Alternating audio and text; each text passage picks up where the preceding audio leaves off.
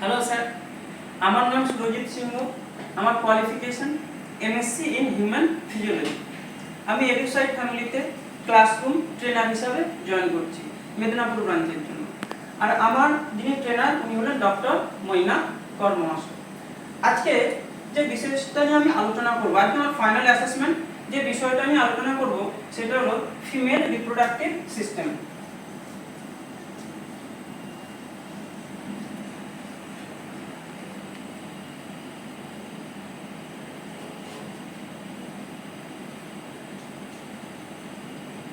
দেখো, reproductive system বলতে আমরা কি বুঝি?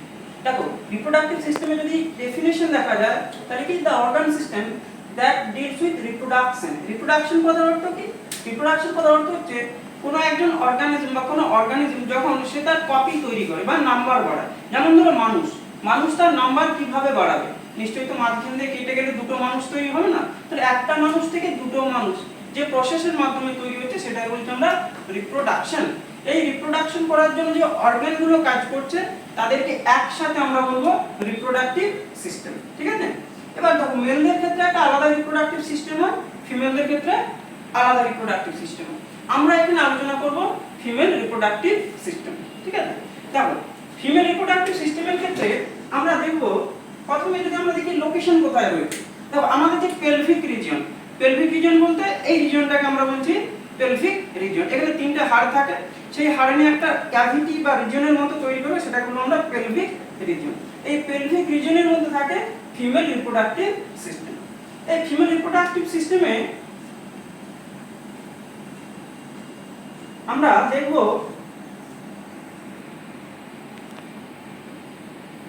এর কিছু ইন্টারনাল অ্যাসপেক্ট রয়েছে, অর্থাৎ কিছু ইন্টারনাল অর্গান রয়েছে, আবার কিছু এক্সটার্নাল অ্যাসপেক্ট রয়েছে, এক্সটার্নাল কিছু অর্গান রয়েছে।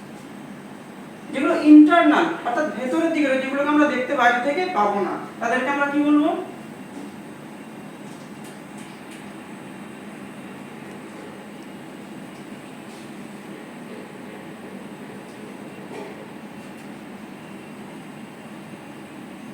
Internal genitalia. ঠিক একইভাবে বাইরের দিকে যেগুলো থাকে, যেগুলোকে আমরা বাইরে থেকে দেখতে পাই সাধারণত, সেগুলোকে আমরা কি বলবো? এক্সটার্নাল জেনিটাল অর্গান বা এক্সটার্নাল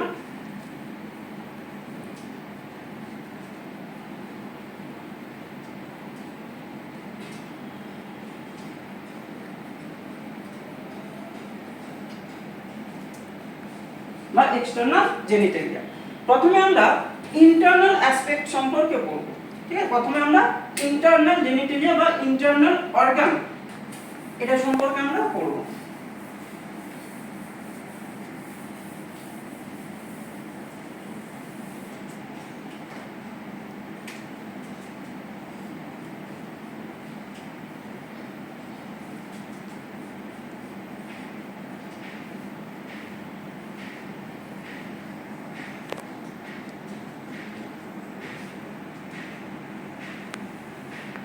দেখো, এটা আমরা ড্রয়িং এর মাধ্যমে পড়ার চেষ্টা করব।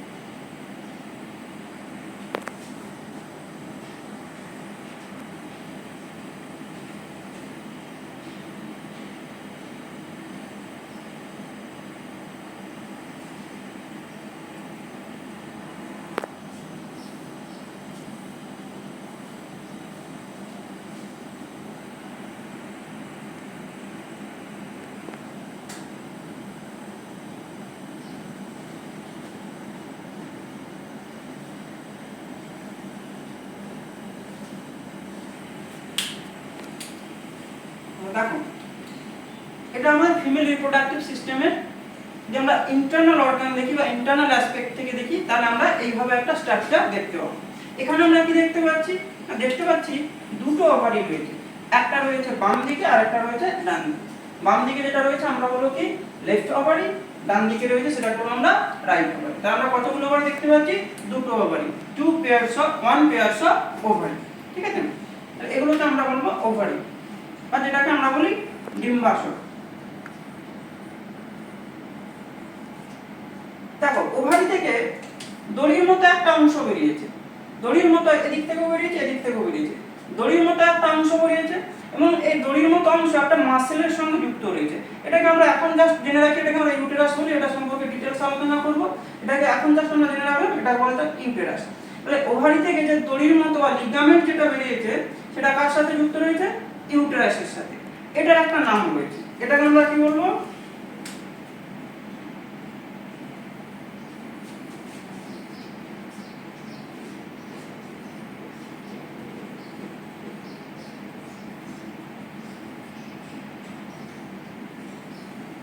Ovarian ligament. ঠিক আছে, তাহলে দুটো ওভারি থেকে দুটো ওভারিয়ান লিগামেন্ট বেরিয়েছে যেগুলো ইউটেরাসের সাথে যুক্ত রয়েছে।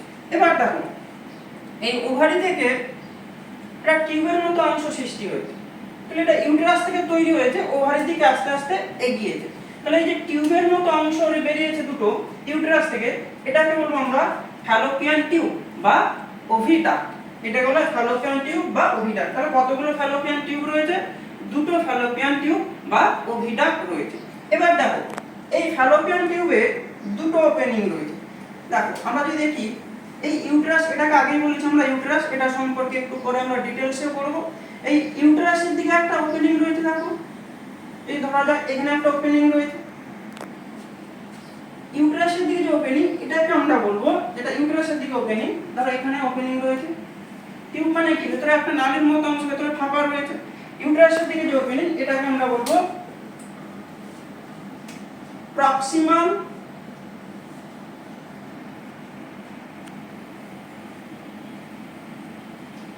Tubal opening. Proximal tubal opening. ঠিক একইভাবে ওভারি যে দিকে রয়েছে, ওভারির দিকেও একটা ওপেনিং রয়েছে, ওভারির দিকেও একটা ওপেনিং রয়েছে, যেটা বলা যেতে পারে এখানে, এখানে একটা ওপেনিং রয়েছে। এরও একটা নাম রয়েছে, এর নাম ডিস্টাল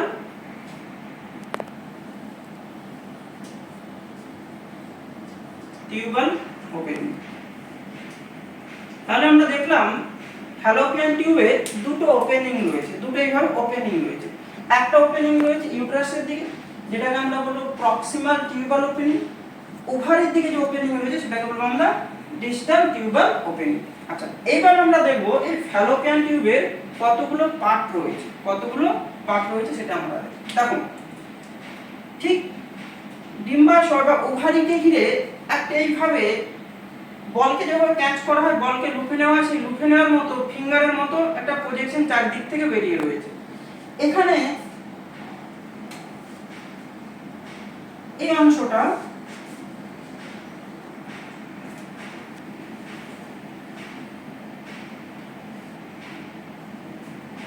যে ফানেল শেপের যে অংশ রয়েছে এখানে, এটাকে বলবো আমরা ইনফান্ডিবুলাম।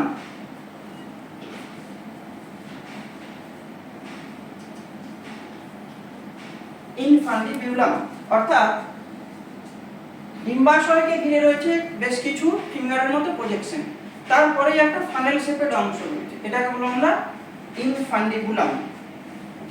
ইনফান্ডিবুলামের ঠিক উপরের দিকে একটা একদম ফ্যালোপিয়ান টিউবের সবথেকে ওয়াইডেস্ট পার্ট, চওড়া অংশ বলা যেতে পারে, চওড়া অংশ রয়েছে, যেটাকে বলবো আমরা অ্যাম্পুলা। এটাকে বলবো আমরা অ্যাম্পুলা। অ্যাম্পুলার উপরের দিকে ফ্যালোপিয়ান টিউবের একটা সরু অংশ রয়েছে, তুলনামূলকভাবে সরু অংশ, তুলনামূলকভাবে সরু অংশ, এটাকে আমরা বলবো ইসমাস।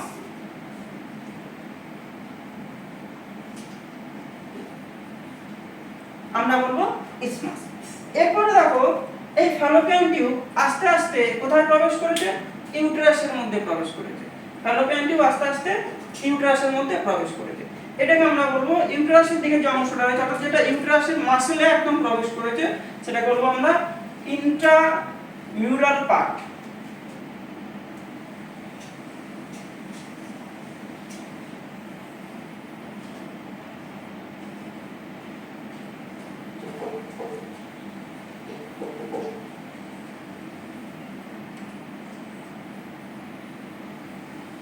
ইন্ট্রামিউরাল পার্ট। আচ্ছা, এবার দেখো ফ্যালোপিয়ান টিউবের ইনফান্ডিবুলাম যে অংশটা রয়েছে, ইনফান্ডিবুলাম অংশ থেকে বেশ কিছু আঙুলের মতো প্রবর্ধক এইভাবে বেরিয়ে পুরো ওভারিটাকে এইভাবে চারদিক থেকে ঘিরে রেখেছে। এই যে আঙুলের মতো প্রবর্ধক পুরো বেরিয়েছে,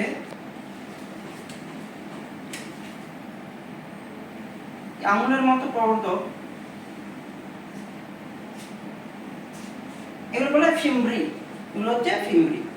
এর মধ্যে একটা প্রবর্ধক লম্বায় অন্যদের তুলনায় বেশ বড় হয় এবং যেটা কি করে একদম ডিম্বাশয় সংলগ্ন অথবা ডিম্বাশয়কে টাচ করে থাকে অ্যাকচুয়ালি এই অংশ।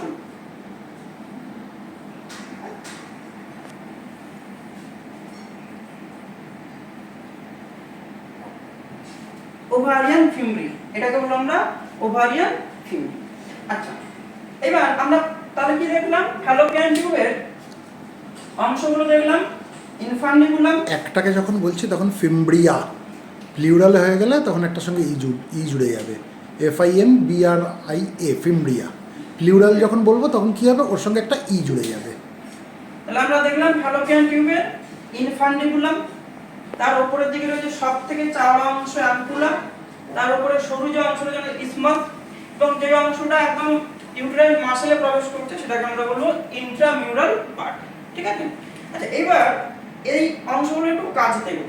প্রথমে দেখব অ্যাম্পুলা। অ্যাম্পুলার কি কাজ রয়েছে? খুব ইম্পর্টেন্ট একটা পার্ট অ্যাম্পুলা। দেখো অ্যাম্পুলা অংশে কি হয়ে থাকে, অ্যাম্পুলা অংশে ফার্টিলাইজেশন হয়। অ্যাম্পুলা অংশে ফার্টিলাইজেশন হয়। ফার্টিলাইজেশন কথার অর্থ কি? Fusion of male and female gametes. Fusion of male and female gametes কথার অর্থ কি? ফিমেল গ্যামেটস হিসাবে কি রয়েছে এখানে, এখান থেকে ওভাম বা ডিম্বাণু, ঠিক এদিক থেকে যায় শুক্রাণু। এই শুক্রাণু গিয়ে কি করে এই ডিম্বাণুর সঙ্গে যুক্ত হয়ে যায়, ফিউজ হয়ে যায়, সেটাকে আমরা বলি ফার্টিলাইজেশন। অর্থাৎ এটা হলো ডিম্বাণু বা ovum,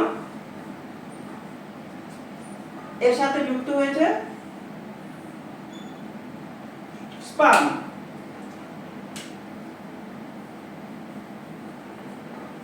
sperm, ovum and sperm এরা যখন যুক্ত হয়ে যায় সেটাকে বলবো আমরা ফার্টিলাইজেশন। এই প্রসেসটাকে বলা ফার্টিলাইজেশন। এই ফার্টিলাইজেশন হয়ে যাওয়ার ফলে তৈরি হয় কি, একটা সিঙ্গেল সেল, একটাই মাত্র কোষ, একটাই কোষ, একে বলবো আমরা জাইগোট। এটা হলো আমরা জাইগোট। এবার দেখো আমরা জানি হিউম্যান মানুষের ক্ষেত্রে যদি মানুষ তো এককোষী নয়, মানুষ বহুকোষী, অসংখ্য কোষ দ্বারা মানুষের শরীরটা তৈরি হয়েছে। তার মানে এই যে জাইগোট যেটা তৈরি হয়েছে সেটা একটা মাত্র কোষ। এই একটা মাত্র কোষ, একটা বেবি যখন জন্মায় সেটা একটা কোষ নিয়ে জন্মায় না, অসংখ্য কোষ নিয়ে জন্মায়। তাহলে এই জাইগোট কি করবে, আস্তে আস্তে ডিভিশন করতে থাকবে, জাইগোট আস্তে আস্তে ডিভিশন করতে থাকবে। এবার দেখো জাইগোট আস্তে আস্তে ডিভিশন করলে কোন পদ্ধতিতে করবে, এখানে মাইটোসিস কোষ বিভাজন বা মাইটোসিস সেল ডিভিশন। অর্থাৎ জাইগোট এইভাবে মাইটোসিস সেল ডিভিশন করতে থাকলে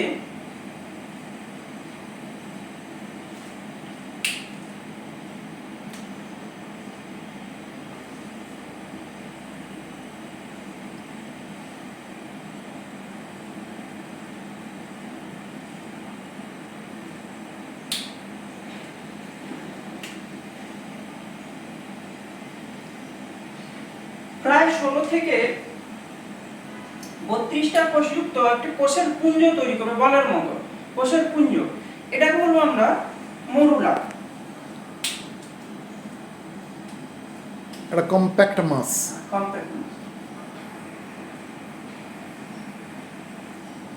এটা বলবো আমরা মরুলা। তাহলে মরুলা কি, জাইগোট যখন মাইটোসিস পদ্ধতিতে বিভাজিত হতে থাকে প্রায় 16 থেকে 32টা কোষযুক্ত একটা কম্প্যাক্ট সেলের মাস তৈরি হবে, যেটা বলবো আমরা মরুলা, ঠিক আছে। আচ্ছা এই মরুলা তৈরি হয়ে যাচ্ছে কিন্তু এই ফ্যালোপিয়ান টিউবের মধ্যেই কিন্তু মরুলা তৈরি হয়। এবার সাপোজ এইভাবে এখানে ফার্টিলাইজেশন যদি হয়,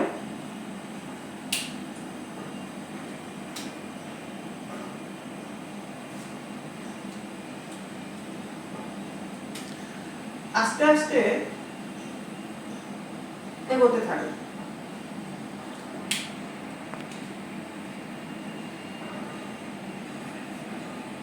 এটাকে বলবো আমরা মরুলা স্টেজ, ঠিক আছে। পরবর্তী যে স্টেজ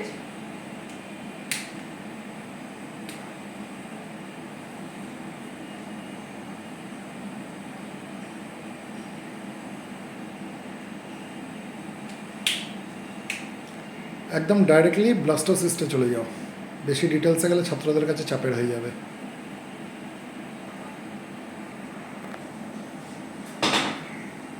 ওটা তোমার নিজের জানার জন্য থাকলো।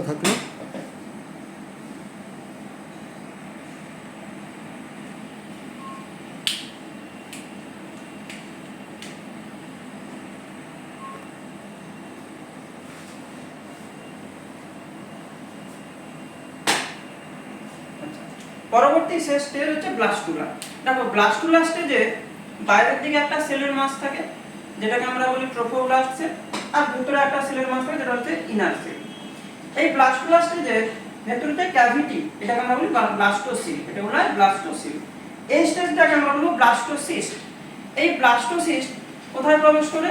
ইউটেরাসের মধ্যে প্রবেশ করে, ঠিক আছে। আচ্ছা এখানে একটা জিনিস দেখো, ব্লাস্টোসিস্ট প্রবেশ করে না, মরুলা প্রবেশ করার পরে সেটা ব্লাস্টোসিস্টে কনভার্ট হয়। প্রবেশ করার হ্যাঁ সেটা বলো।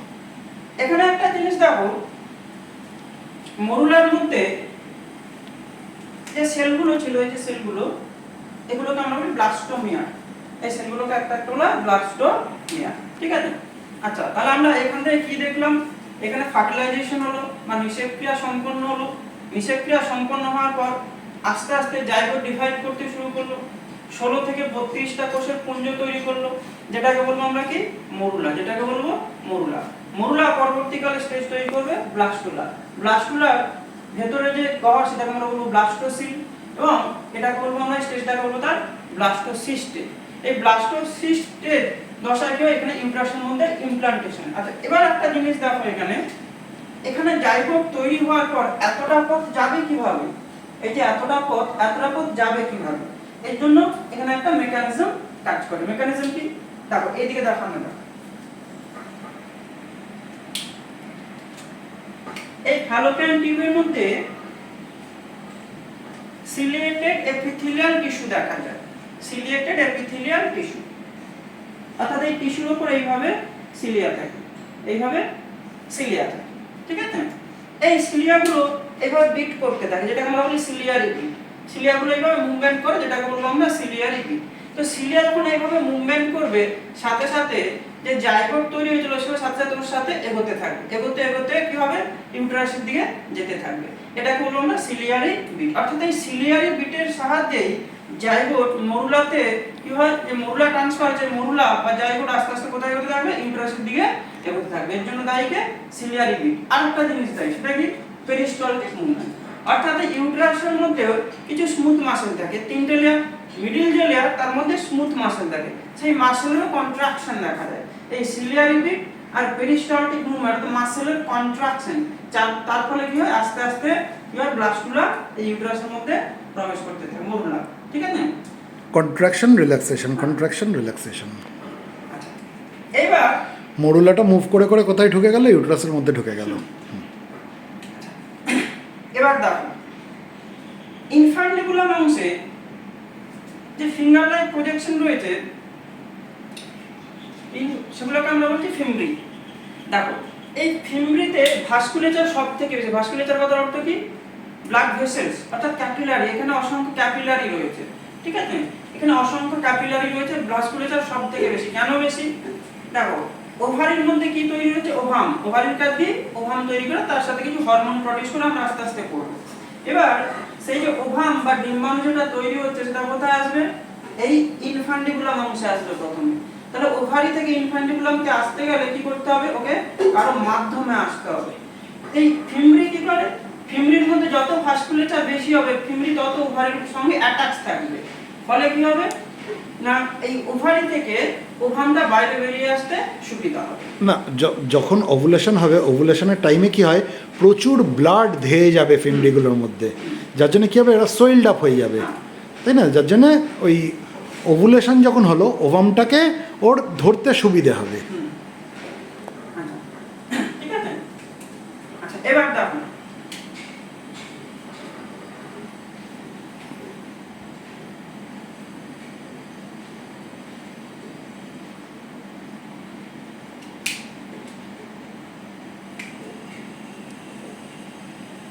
আচ্ছা, তার আগে দেখো এবার আমরা আসছি ইউটেরাস। ঠিক আছে, তাহলে আমরা প্রথমে বললাম ওভারি, ওভারির পরে বললাম ফ্যালোপিয়ান টিউব, এবার বলবো ইউটেরাস। দেখো ইউটেরাসকে দেখতে কেমন, উল্টো নাশপাতির মতো। ইউটেরাসকে দেখতে কেমন, উল্টো নাশপাতির মতো। ইউটেরাসের তিনটে অংশ থাকে। এই তিনটে অংশ কি কি? দেখো উপরের দিকের অংশটাকে আমরা বলবো ফান্ডাস, মিডিল যে পোরশন এটাকে বলা হয় বডি, বা এর একটা নাম হচ্ছে কর্পাস।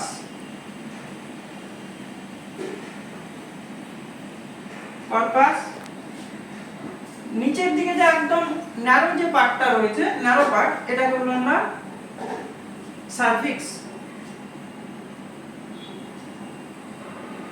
সার্ভিক্স অর্থাৎ ইউটেরাসের তিনটে পার্ট কি কি? উপরের দিকে অংশ বলা হয় ফান্ডাস, মিডল পোরশন বলা হয় কর্পাস, নিচের দিকে সরু ন্যারো পার্টকে বলবো আমরা সার্ভিক্স। এই সার্ভিক্সের মধ্যে ক্যানাল থাকে, এই ক্যানাল বা নালী যেটা রয়েছে সার্ভাইকাল ক্যানাল।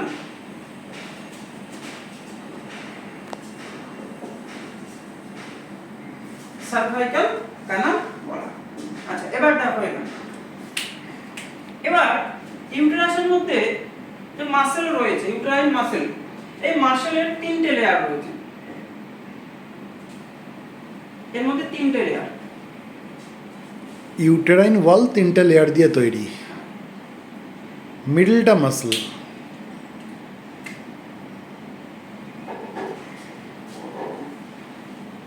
মিডলটা স্মুথ মাসলের লেয়ার, তিনটে লেয়ার ইউটেরাইন ওয়াল।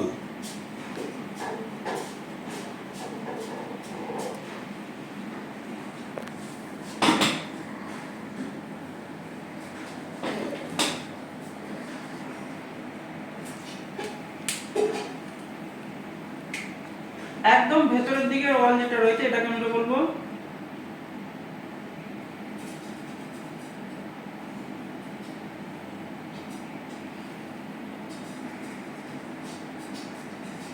এন্ডোমেট্রিয়াম। এন্ডো মানে ভেতরে, এন্ডো কথার অর্থ ভেতরে, একদম ভেতরের দিকে লেয়ার বলা এন্ডোমেট্রিয়াম। ঠিক তারপরে বাইরের দিকে, তারপরে যে মোটা লেয়ার রয়েছে, এটা তুলনামূলকভাবে অন্য দুটো লেয়ার থেকে মোটা হয়।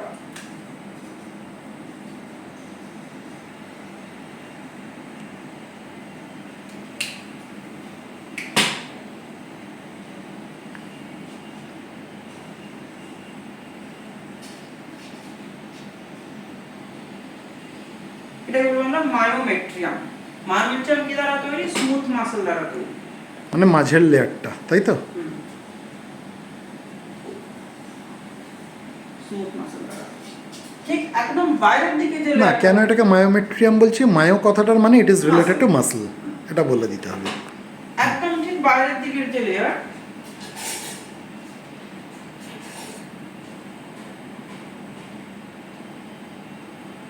পেরিমেট্রিয়াম বলা, এটা বলা হচ্ছে পেরিমেট্রিয়াম। ঠিক আছে, তাহলে আমরা ইউটেরাইন যে ওয়াল, ওয়ালের তিনটে লেয়ার রয়েছে। একদম ভেতরের দিকেটাকে বলবো আমরা এন্ডোমেট্রিয়াম, মিডলটাকে বলবো আমরা মায়োমেট্রিয়াম। মায়োটা না বলা হয়েছে এটা স্মুথ মাসল রয়েছে, তাই জন্য বলা মায়োমেট্রিয়াম। আর বাইরের দিকেটাকে বলা হয় পেরিমেট্রিয়াম। ঠিক আছে, আচ্ছা এবার আমরা এন্ডোমেট্রিয়াম এই অংশকে যদি আরো একটু ডিটেইলসে দেখার চেষ্টা করি, এন্ডোমেট্রিয়াম অংশকে কি দেখব, এটাকে একটু ডিটেইলসে দেখার চেষ্টা করি।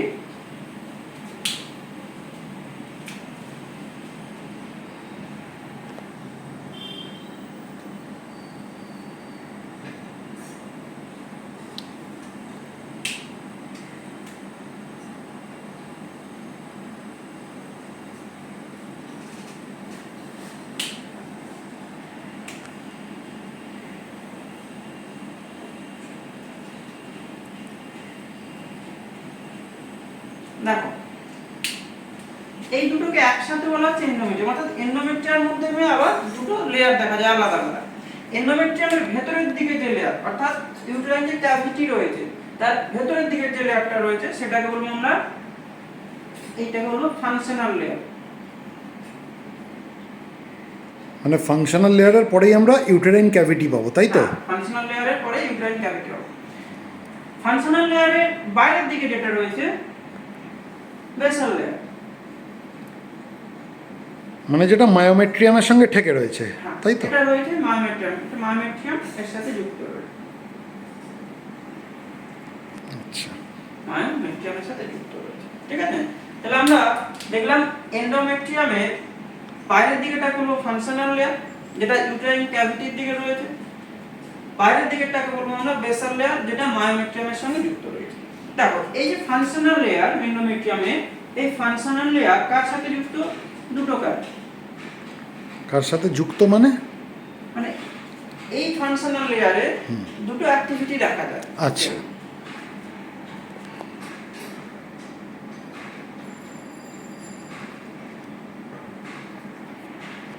একটা মেনস্ট্রুয়েশন, একটা হলো আমরা মেনস্ট্রুয়েশন, এটা সম্পর্কে আমরা একটু পরে বলবো মেনস্ট্রুয়েশন সম্পর্কে। মানে ইমপ্লান্টেশন,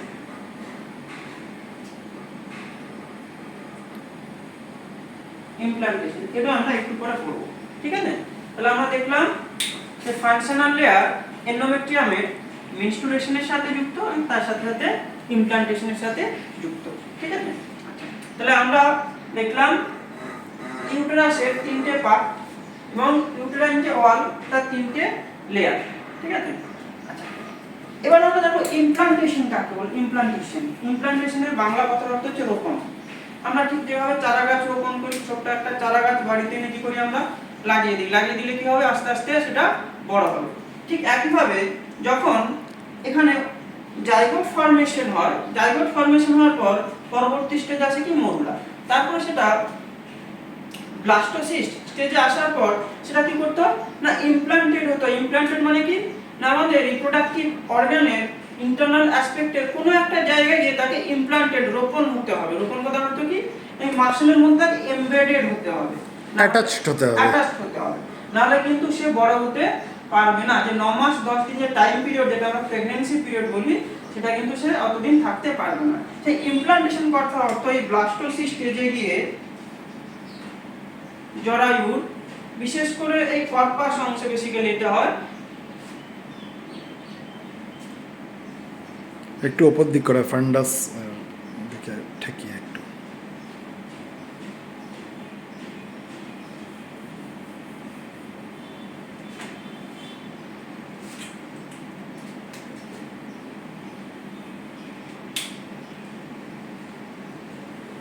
এইভাবে এখানে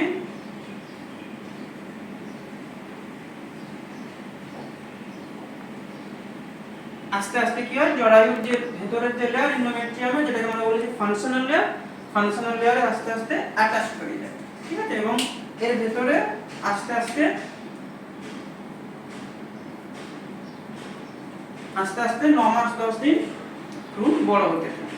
ঠিক আছে, এটাকে বলবো আমরা ইমপ্লান্টেশন বা রোপণ। এখানে একটা জিনিস বলে দাও, ইউটেরাসের মধ্যে প্রবেশ করলো মরুলা, কিন্তু মরুলা প্রবেশ করলো, মরুলা কিন্তু তাকে নিজেকে অ্যাটাচ করতে পারে না। অ্যাটাচমেন্টটা কার হবে? ব্লাস্টোসিস্টের হবে। যখন মরুলা ব্লাস্টোসিস্টে ট্রান্সফার হবে মানে কনভার্ট হবে তখনই কিন্তু ব্লাস্টোসিস্ট ফর্মে সেটা অ্যাটাচ হতে পারবে, ইমপ্ল্যান্ট করতে পারবে নিজেকে। এবার দেখো আরেকটা জিনিস দেখো, এটা menstruation. Menstruation, menstruation, menstruation, menstruation, menstruation কথার অর্থ কি এটা আমরা ডিটেইলস একটু পরেই পড়বো, আমি জাস্ট একটু এখন ছোট করে বলছি। দেখো যখন এখানে ইমপ্লান্টেশন হবে অর্থাৎ রোপণ হবে, আচ্ছা আমরা যখন চারা গাছ লাগাই, চারা গাছ লাগানোর আগে কি করি? ভালো করে মাটিটা তৈরি করি, সার দেই, মাটিটাকে বেশ মোটা করি যাতে কি হয় চারা গাছটা সহজে সেখানে বড় হতে পারে। ঠিক একইভাবে এখানে ইমপ্লান্টেশন বা রোপণ হওয়ার আগে কি হয় এই জরায়ুর যে প্রাচীর যেটাকে আমরা এন্ডোমেট্রিয়াম বলেছিলাম, এর ফাংশনাল লেয়ার যেটা রয়েছে, ফাংশনাল লেয়ার কি হয় আস্তে আস্তে এইভাবে মোটা হতে থাকে, ফাংশনাল লেয়ার আস্তে আস্তে মোটা হতে থাকে। কেন মোটা হয় সেটা একটু পরে জানবো। ফাংশনাল লেয়ার আস্তে আস্তে মোটা হতে থাকে, কেন মোটা হতে থাকে? যাতে এখানে ইমপ্লান্টেশন হয়, ঠিক আছে? কারণ এখানে ইমপ্লান্টেশন হওয়ার জন্য কি চাই? একটা কুশনের মতো চাই, একটা বালিশের মতো চাই, যাতে কি হয় এখানে রোপণটা সহজ হয় এবং বেবি আস্তে আস্তে সেখানে বড় হতে পারে। এবার যদি কোনো কারণে ইমপ্লান্টেশন না হয়, অর্থাৎ ফার্টিলাইজেশনটাই হলো না, নিষেক ক্রিয়াটাই হলো না, নিষেক না হলে ইমপ্লান্টেশনও হবে না, তখন কি হবে না একটা টাইম পিরিয়ডের পরে এই যে যেটা এতক্ষণ পর্যন্ত জরায়ুর ভেতরের প্রাচীর যেটা মোটা হচ্ছিল সেই প্রাচীরটা কি হবে? ভেঙে যাবে, প্রাচীরটা ভেঙে যাবে, আলগা হয়ে যাবে। আলগা হলে কি হবে না এই জরায়ুর প্রাচীরের মধ্যে ছিলকা যেগুলো ছিল, যেগুলো সেল বলা হয়, জরায়ুর প্রাচীরের ছিলকা সেল, সেই সেল তার সাথে রক্ত, মিউকাস এবং অনিষিক্ত ডিম্বাণু এগুলো আস্তে আস্তে কি হবে বাইরে বেরোতে থাকবে ভ্যাজাইনা দিয়ে, ভ্যাজাইনাল ওপেনিং দিয়ে, যেটাকে আমরা বলি কি মেনস্ট্রুয়েশন, যেটাকে বলা হয়। তুমি বানানটা ঠিক করো, যার জন্য তোমার উচ্চারণটা ভুল হচ্ছে। MEN লেখো, লেখো একটু লেখো না, বড় বড় করে লেখো।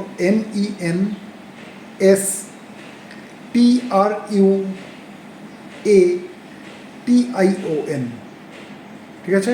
মেনস্ট্রুয়েশন, রেশন না এশন, মেনস্ট্রুয়েশন, ঠিক আছে? এবার দেখো এরপরে ইউটেরাসের ঠিক পরে অর্থাৎ সার্ভাইকাল ক্যানাল শেষ।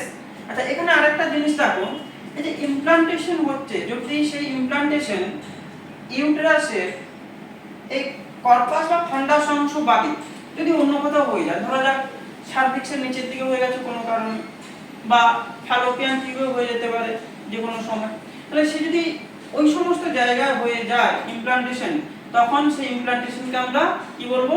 Ectopic pregnancy. কি বলা হবে? একটোপিক প্রেগন্যান্সি, ঠিক আছে? তখন সেটাকে বলবো আমরা একটোপিক প্রেগন্যান্সি, ঠিক আছে? আমি যদি ওটা ছেড়েও দিলাম, যদি নর্মালি আমি কনসিডার করি, আমি কখন বলবো একজন ভদ্রমহিলা প্রেগন্যান্সি এসছে? এইটা আমরা কখন বলতে পারবো? প্রেগন্যান্সি কেবলমাত্র যখন ইমপ্লান্টেশন হয়েছে, ইমপ্লান্টেশন হয়ে যাওয়ার অর্থ আমরা বলতে পারি প্রেগন্যান্ট, তিনি প্রেগন্যান্ট হয়ে গেলেন, ইমপ্লান্টেশন হয়েছে মানে প্রেগন্যান্ট হয়ে গেলেন। Very good.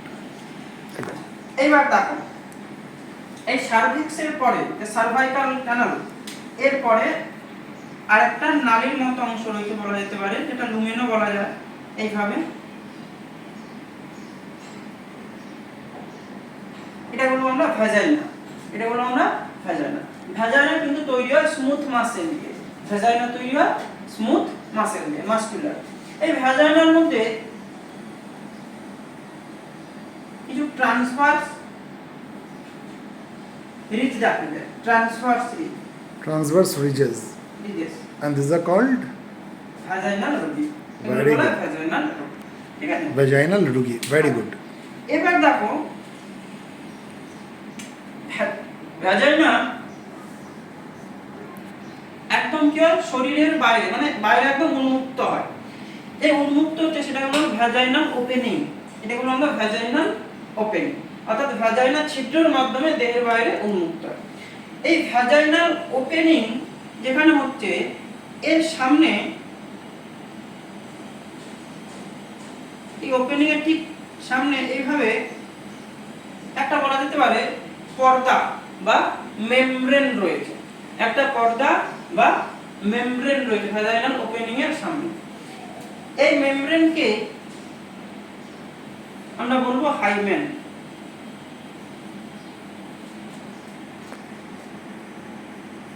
এটা বলবো আমরা হাইমেন, ঠিক আছে? আচ্ছা আরেকটা জিনিস দেখো, এই যে হাইমেন যারা এক্সারসাইজ করে, খেলাধুলা করে, সুইমিং করে, ফিজিক্যাল এক্সারসাইজ করে, তাদের ক্ষেত্রে কিন্তু এই হাইমেন অটোমেটিক্যালি ব্রেক করে দেয়, ছিঁড়ে যায়, ঠিক আছে? তো মানুষের ক্ষেত্রে একটা ভুল ধারণা থাকে কি ওপর থেকে পড়ে গেলেও ছেড়ে যেতে পারে, হ্যাঁ উপর থেকে পড়ে গেলেও ছেড়ে যেতে পারে, হর্সব্যাক রাইডিং করলেও ছেড়ে যেতে পারে, সাইকেল চালালেও ছেড়ে যেতে পারে। তো মানুষের ক্ষেত্রে একটা ভুল ধারণা থাকে, কিছু মানুষের ক্ষেত্রে কিছু থাকে, মানুষের ক্ষেত্রে, সবার ক্ষেত্রে না অবশ্যই, যে হাইমেন ছেড়ে যাওয়ার কথার অর্থ হচ্ছে ওই মহিলা বা ওই মেয়েটি অন্য কোনো পুরুষের সাথে এর সাথে সেক্সুয়াল ইন্টারকোর্স ছিল, কিন্তু এটা সম্পূর্ণ মিথ্যে। ঠিক আছে, অর্থাৎ হাইমেন যে শুধু সেক্সুয়াল ইন্টারকোর্স করলে তো ছেড়ে দেবে ফার্স্ট টাইমে, কিন্তু সেটা ছাড়াও আরো বিভিন্ন কারণে এক্সারসাইজের জন্য ছেড়ে যেতে পারে। অর্থাৎ হাইমেন ছেড়ে যাওয়া মানেই যে এর সাথে কোনো আগে সেক্সুয়াল ইন্টারকোর্স ছিল অন্য কারোর সাথে, সেটা কিন্তু ঠিক নয়। ঠিক আছে, আচ্ছা এবার দেখো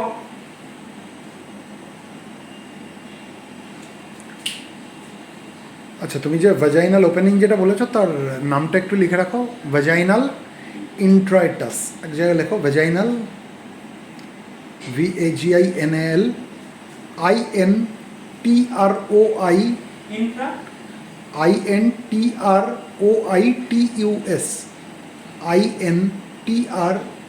INTROITUS, ঠিক আছে? দেখো তাহলে আমরা এতক্ষণ পর্যন্ত যতটা করলাম এগুলো হচ্ছে ফিমেল রিপ্রোডাক্টিভ সিস্টেমের সমস্ত কিছু ইন্টারনাল অ্যাসপেক্ট। ঠিক আছে, এগুলো হচ্ছে ইন্টারনাল অ্যাসপেক্ট যেগুলো পেলভিক রিজনের ভেতর দিকে রয়েছে, যেগুলো আমরা বাইরে থেকে দেখতে পাই না। ঠিক আছে, আচ্ছা এইবার আমরা আরেকটা জিনিস করব। না, তাহলে একটা জিনিস আমাকে বলো, ভ্যাজাইনার তাহলে কাজটা কি হলো? হ্যাঁ, ভ্যাজাইনার কাজ দেখো, এটা কি বার্থ ক্যানেলের মতো কাজ করতে পারে? হ্যাঁ, বা পুরুষের সঙ্গে এর কোনো সম্পর্ক রয়েছে? ভ্যাজাইনার দুটো কাজ। এক নম্বর হচ্ছে এটা বার্থ ক্যানেল হিসেবে কাজ করে, অর্থাৎ সার্ভাইকাল ক্যানেল আর ভ্যাজাইনাল লুমেন এই দুটোকে একসাথে বলা হয় বার্থ ক্যানেল। বার্থ ক্যানেল কথার অর্থ কি, বেবি এখানে বড় হচ্ছে, এবার 9 মাস 10 দিন পরে এই ইউটেরাসের মাসলগুলো কন্ট্রাক্ট করতে থাকে, যখন কন্ট্রাক্ট করে আস্তে আস্তে বেবি বাইরের দিকে বেরোতে থাকে। তো বেবি যে পথ দিয়ে বেরায় সেই পথটাকে বলবো আমরা কি, যে বার্থ ক্যানেল। এখানে প্রথমে পড়বে তার মধ্যে সার্ভাইকাল ক্যানেল, তারপরে পড়বে ভ্যাজাইনাল লুমেন। ঠিক আছে, আচ্ছা আরেকটা রয়েছে। এবার এই ইউটেরাসটা কন্ট্রাক্ট করছে কেন? কে কন্ট্রাক্ট করাতে সাহায্য করছে? এখানে অক্সিটোসিন নামক একটা হরমোন রয়েছে।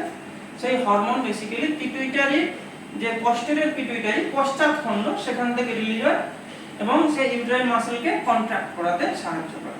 মানে ইউটেরাইন স্মুথ মাসলের কন্ট্রাকশন হচ্ছে বলে বাচ্চাটা বেরোতে পারছে। হ্যাঁ, ঠিক যেমন করে টুথপেস্টের টিউবকে আমরা যদি চাপ দিই, হ্যাঁ। ওই টিউবের মুখ দিয়ে পেস্ট বেরোয়, অনেকটা সেরকম। হ্যাঁ, ঠিক। এরকম উদাহরণ দিয়ে দিয়ে বলবে, বাচ্চাদের সুবিধা হবে।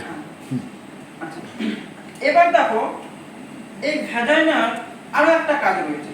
যখন সেক্সুয়াল ইন্টারকোর্স হয়, সেক্সুয়াল ইন্টারকোর্সের সময় এই ভ্যাজাইনা থেকে, ভ্যাজাইনার মধ্যে এইভাবে পেনিস এন্ট্রি করে। পেনিস হচ্ছে male sex organ, male sex organ, secondary sex organ, মেলের সেকেন্ডারি সেক্স অর্গান হচ্ছে পেনিস। সেই পেনিস যেটা ভ্যাজাইনার মধ্যে এন্ট্রি করে, পেনিস থেকে রিলিজ হয় সিমেন, বা যেটাকে আমরা বাংলায় বলি বীর্য। এই পেনিস থেকে সিমেন যেটা রিলিজ হচ্ছে বা বীর্য রিলিজ হচ্ছে, যেটাকে আমরা বলি ইনসেমিনেশন। এটাকে বলা ইনসেমিনেশন। তাহলে ভ্যাজাইনার মানে ইনসেমিনেশন পদ্ধতিটা ভ্যাজাইনার মধ্যেই হচ্ছে। হ্যাঁ, ভ্যাজাইনার মধ্যে হচ্ছে ইনসেমিনেশন। ঠিক আছে, সিমেন্টকে ঢেলে দিচ্ছে পুরুষ। সিমেন্টকে ঢেলে দিচ্ছে। তাহলে আমরা দুটো জিনিস দেখলাম, এক নম্বর এটা বার্থ ক্যানাল হিসেবে কাজ করে, দুই নম্বর ইনসেমিনেশন ভ্যাজাইনার মধ্যে হচ্ছে।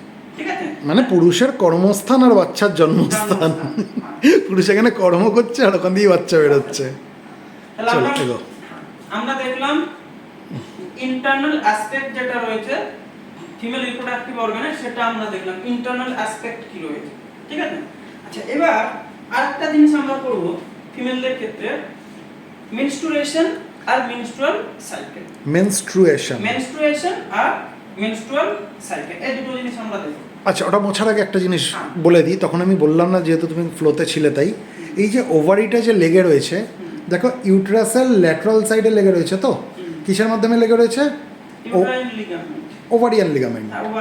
ওভারিয়ান লিগামেন্ট, তাই তো? এই ওভারিয়ান লিগামেন্টকে ইউটেরো ওভারিয়ান লিগামেন্টসও বলে, বা প্রপার ওভারিয়ান লিগামেন্টসও বলে। ঠিক আছে, আরেক ধরনের লিগামেন্ট আছে যেটা ওভারিকে পেলভিক সাইড ওয়ালের সাথে জুড়ে রাখে, সেটা হচ্ছে সাসপেন্সারি লিগামেন্টস। একটু সাইডে লিখে দাও, ছেলেদের সুবিধা হবে। সাসপেন্সারি লিগামেন্টস, খালি নামটা লিখে দাও, SUSPENSORY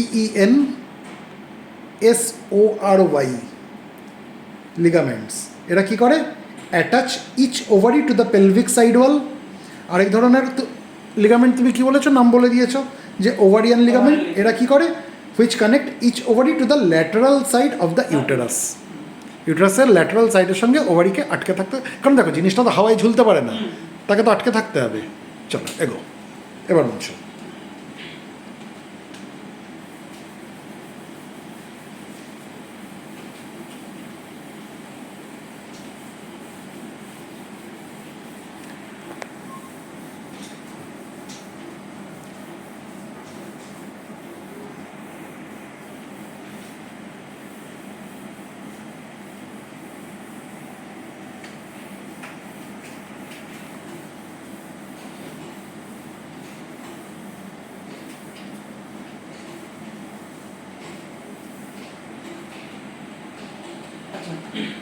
এবার দেখো আমরা করবো মেনস্ট্রুয়েশন আর মেনস্ট্রুয়াল সাইকেল, এই দুটো জিনিস করবো।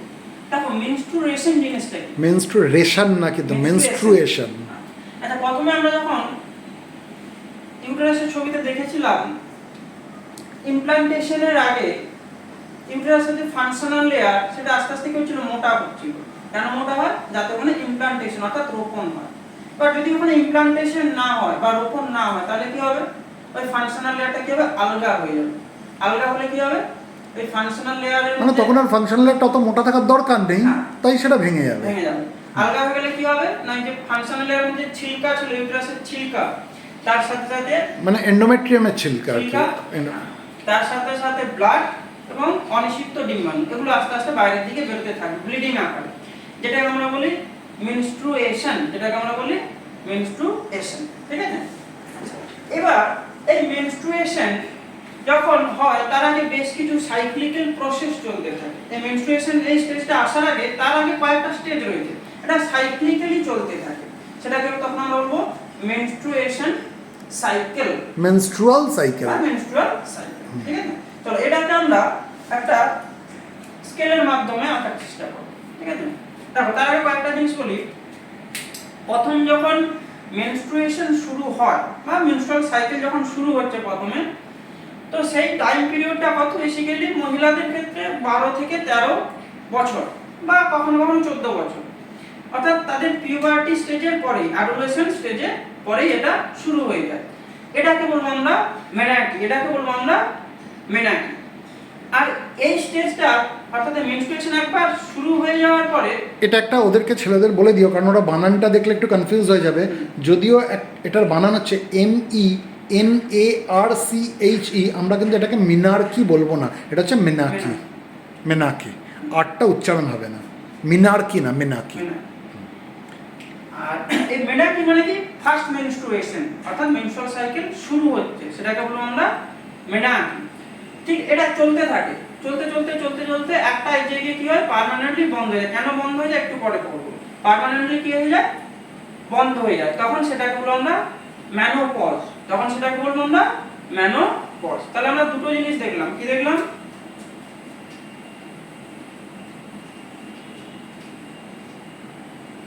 মেনার্কি, মিনাকি, এটা হচ্ছে মেনার্কি।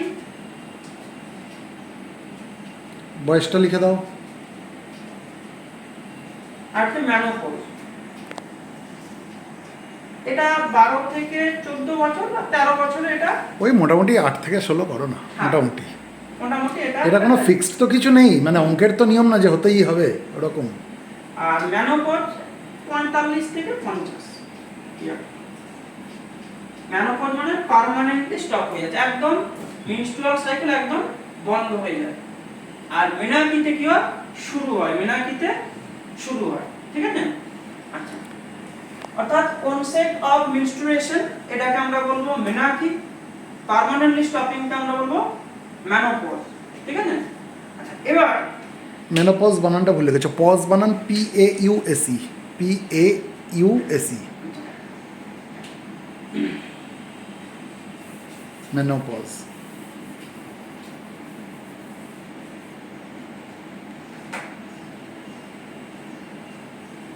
আমরা একটা স্কেল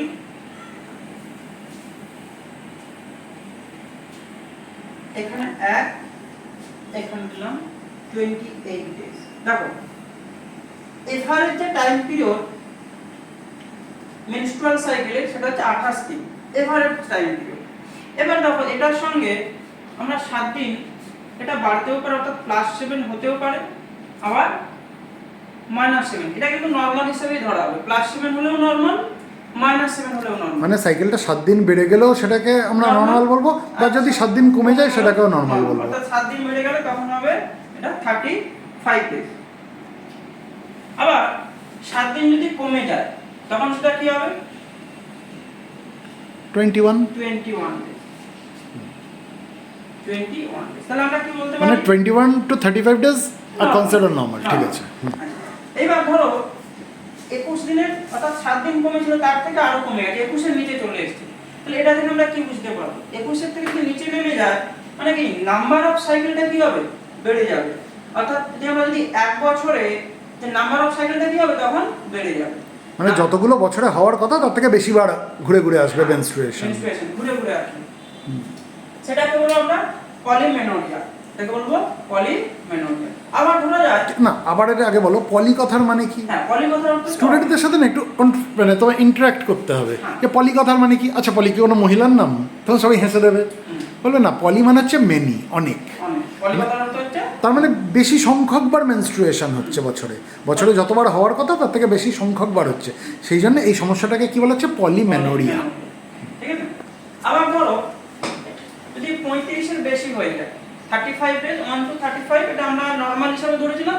সাইকেলটা যদি 35 দিনের থেকে বেড়ে যায় তখন সেটা কি হবে? নাম্বার অফ সাইকেল কি হবে? বছরে কমে যাবে, নাম্বার অফ সাইকেল কমে যাবে। সেটাকে আমরা বলবো অলিগোমেনোরিয়া। ঠিক আছে। তাহলে পলিমেনোরিয়া কথার অর্থ কি? নাম্বার অফ সাইকেল কি হয়? বেড়ে যাবে। এক বছর নাম্বার অফ সাইকেল বেড়ে যাচ্ছে, তখন সেটা হলো পলিমেনোরিয়া। আবার যদি 35 দিনের বেশি হয়ে যায় তখন কি হবে? নাম্বার অফ সাইকেল কমে যাবে, তখন সেটা বলবো অলিগোমেনোরিয়া। ঠিক আছে। আচ্ছা, এবার দেখো, তবে আমরা এখানে 1 থেকে 28 এটা নিয়ে আলোচনা করব। আমরা 21ও ধরবো না, 35ও ধরবো না, এটা নরমাল হিসেবে ধরে আমরা করব। 28 এর যদি আমরা মিডল ধরি, 28 এর মিডল কে আমরা কত বলবো? 14 দিন, 14তম দিন। ঠিক আছে। আচ্ছা, এবার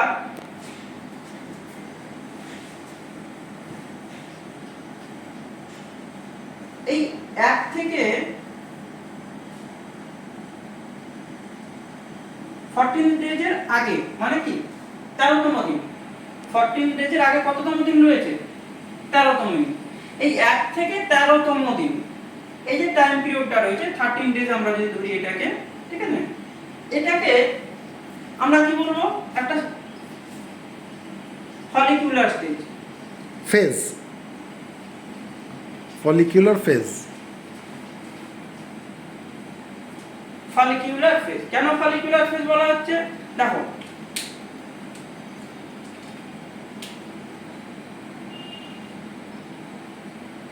তার আগে দেখো ওভারির মধ্যে, এটা যদি ওভারি হয়, একে যদি আমরা সেকশন করি, সেকশন মানে কেটে দিই, যদি মাঝখান দিয়ে আমরা কাটি ওভারি, ঠিক আছে, দুটো পোরশন দেখতে পাবো,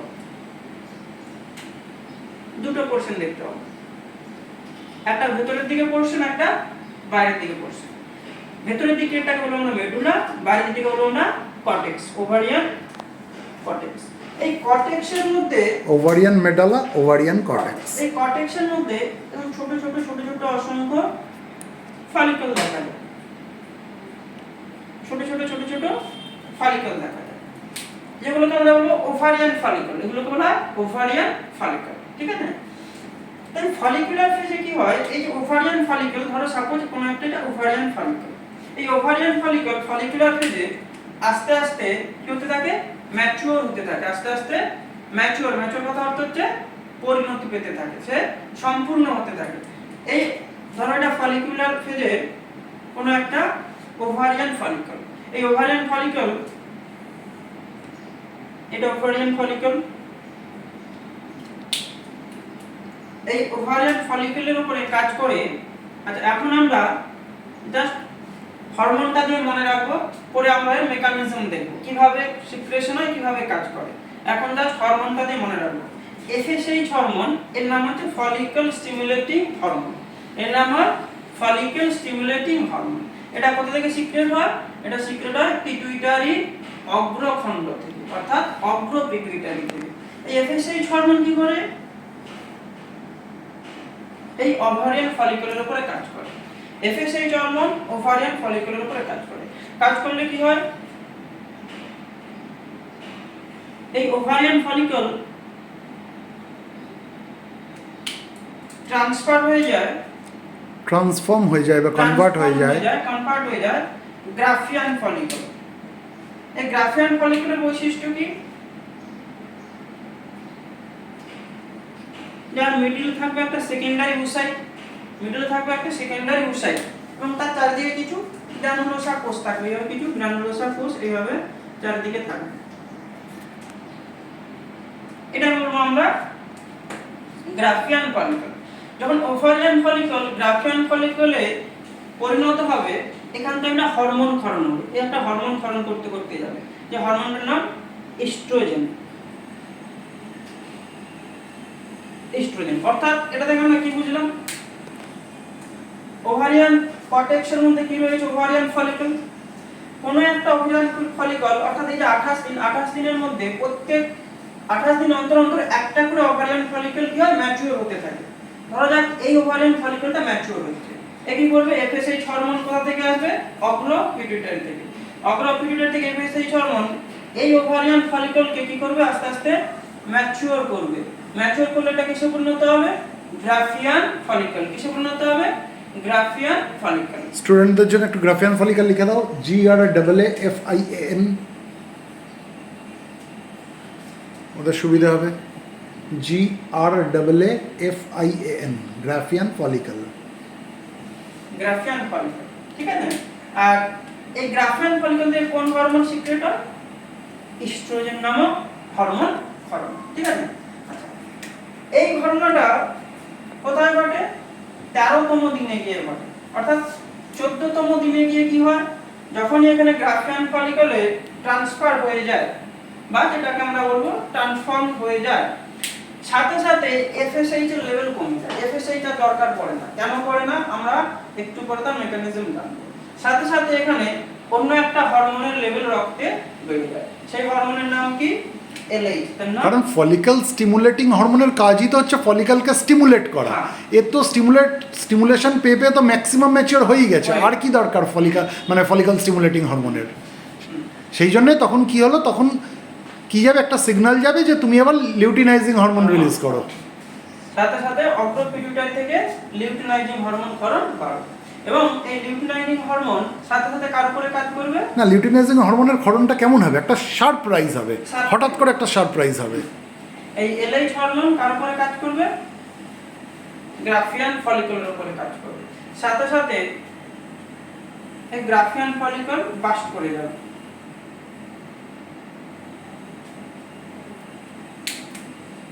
বাস্ট করলে এর ভেতর থেকে বেরিয়ে আসবে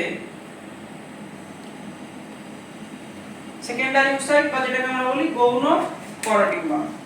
আর বাকি যে অংশটা পড়ে থাকবে, হয় দুমড়ে মুচড়ে বাকি অংশটা যেটা পড়ে থাকবে, বাকি অংশ যেটা পড়ে থাকবে এটাকে বলবো আমরা corpus luteum.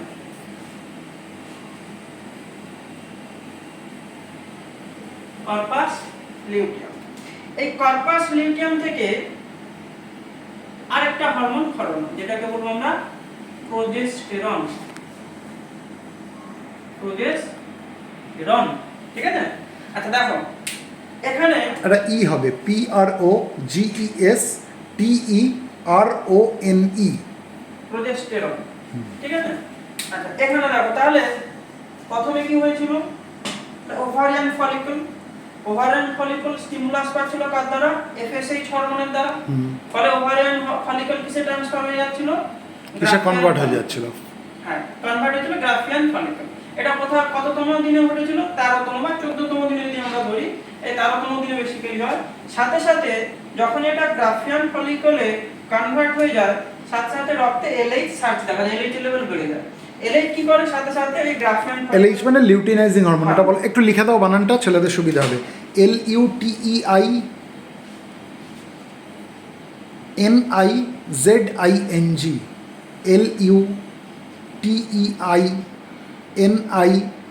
LUTEINIZING, luteinising hormone. সাথে সাথে গ্রাফিয়ান ফলিকল থেকে বাইরে বেরিয়ে যায় ডিম্বাণু, বা যেটাকে আমরা গৌণ পরডিম্বাণু বলি।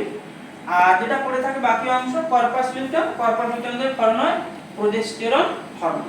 আচ্ছা দেখো এই কাজটা ঘটে সাধারণত 14তম দিনে। মেনস্ট্রুয়াল সাইকেলে কততম দিনে? 14তম দিনে।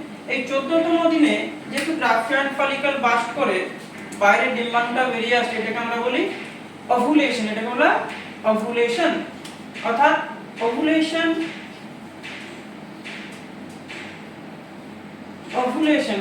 কততম দিনে হয়? 14তম দিনে হয়। ঠিক আছে? আচ্ছা, এরপরে দেখো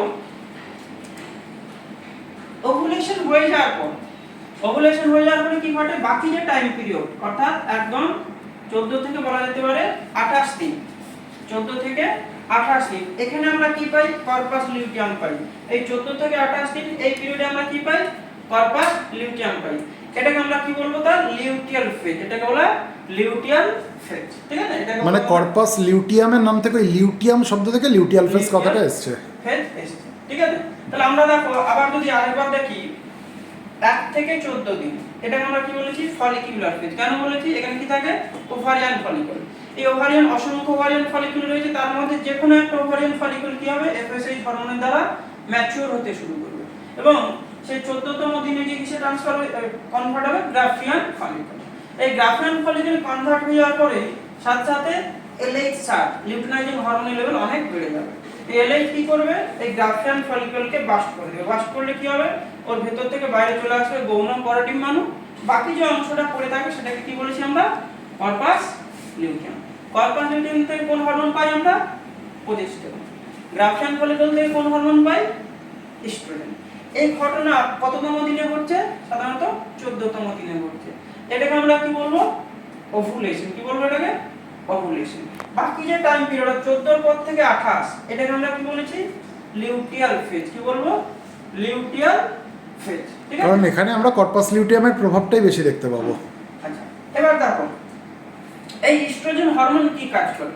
ইস্ট্রোজেন হরমোন কি কাজ করে? আমরা বলেছিলাম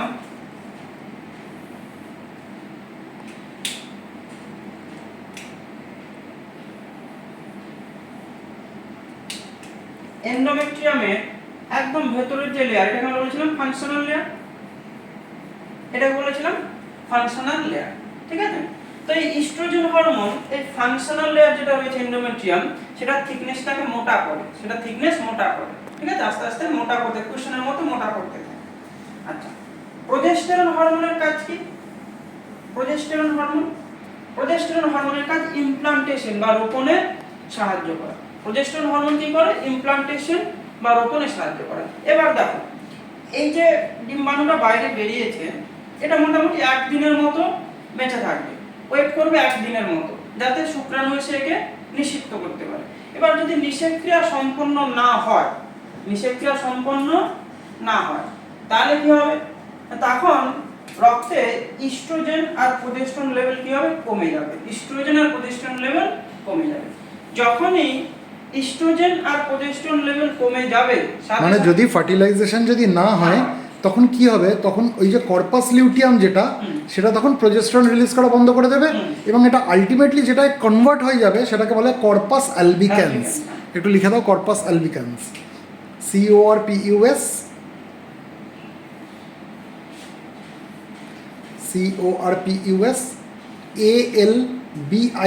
ALBICANS। কর্পাস অ্যালবিক্যান্স এখন ট্রান্সফর্ম হয়ে গেল, প্রোজেস্টেরন বেরোচ্ছে না, তাহলে আলটিমেটলি কি হবে? যখনই প্রোজেস্টেরন বেরোবে না, সাথে সাথে ইস্ট্রোজেনও কমে গেল, প্রোজেস্টেরনও কমে গেল, তাহলে কি হবে? এন্ডোমেট্রিয়ামের যে ফাংশনাল লেয়ার সেটা হালকা হয়ে যাবে। মানে এদের মধ্যে একটা বন্ধন ছিল এতক্ষণ, সে আকর্ষণটা কমে যাবে। এই আকর্ষণ কমে গেলে কি হবে? এন্ডোমেট্রিয়ামের যে ভিতরের লাইনিং সেলগুলো, ছিলকাগুলো আস্তে আস্তে, মানে 14 নম্বর দিন থেকে এবার যত এগোতে লাগবে তত ওটা কি হচ্ছে? তত তাদের ভেঙে যাওয়ার প্রবণতাটা বাড়ছে। ছিলকাগুলো সাথে সাথে রক্ত বাইরে বেরোবে। এটাকে বলবো আমরা না, এটা কখন বেরোবে? এটা 28 দিনের পরে গিয়ে তো, মানে 14 থেকে যত 28 দিনের দিকে এগোতে লাগছে তত কি হচ্ছে? বাঁধনটা আস্তে আস্তে কমতে লাগছে 28তম দিনে, এবং এটা বলা যেতে পারে 5 দিন পর্যন্ত সাধারণত এভারেজ ভ্যালু। এই 1 থেকে হ্যাঁ, 5, কারুর কম কারুর বেশি, অ্যাভারেজ তুমি 5 ডেজ ধরে নাও মেনস্ট্রুয়েশন হচ্ছে।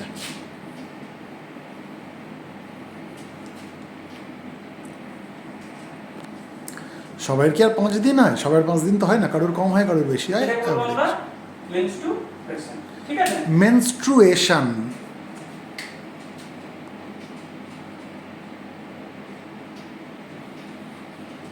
এটা বলবো আমরা মেনস্ট্রুয়েশন।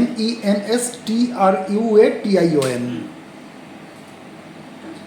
তাহলে আমরা দেখলাম টিটা উড়ে গেছে, MENSTRUATION, হ্যাঁ, মেনস্ট্রুয়েশন। তাহলে এখানে 1 থেকে 5 দিন এটাকে বলছি আমরা মেনস্ট্রুয়েশন। আর এই মেনস্ট্রুয়েশন এর আগে যে ফেজগুলো রয়েছে ওগুলো সাইক্লিক্যালি এভাবে চলবে থাকে। তাহলে যে কদিন মেনস্ট্রুয়েশন হচ্ছে ওটাকে আমরা কি বলবো? Menstrual phase. মেনস্ট্রুয়াল ফেজ, ঠিক আছে? তো এটাকে আমরা মেনস্ট্রুয়াল সাইকেল, যে সাইক্লিক্যালি চলছে এটা হলো মেনস্ট্রুয়াল সাইকেল। আচ্ছা, এখানে একটা জিনিস দেখো যে এখানে 1 থেকে 13 নম্বর পর্যন্ত যে দিন, যেটা আমরা বলেছি ফলিকুলার ফেজ, এই ফলিকুলার ফেজ কিন্তু বাড়তেও পারে বা কমতেও পারে। ফলিকুলার ফেজ অর্থাৎ ফলিকুলার ফেজ কিন্তু কোনো ফিক্স নয়, এ বাড়তেও পারে আবার কমতেও পারে। কিন্তু যে লিউটিয়াল ফেজ যেটা রয়েছে এটা কিন্তু ফিক্সড। লিউটিয়াল ফেজের কিন্তু কখনো পরিবর্তন হয় না। পরিবর্তন কোথায়? ফলিকুলার ফেজ হয়। অর্থাৎ এটা 14তম দিনে ওভুলেশন না হয়ে এটা কিন্তু কি 16তম দিনেও ঘটতে পারে। তখন কি না, তখন ফলিকুলার ফেজটা বেড়ে গেছে, তখন ফলিকুলার ফেজ বেড়ে গেছে বলা। অর্থাৎ ফলিকুলার ফেজ বাড়তেও পারে আবার কমতেও পারে, ঠিক আছে? আচ্ছা, এবার দেখো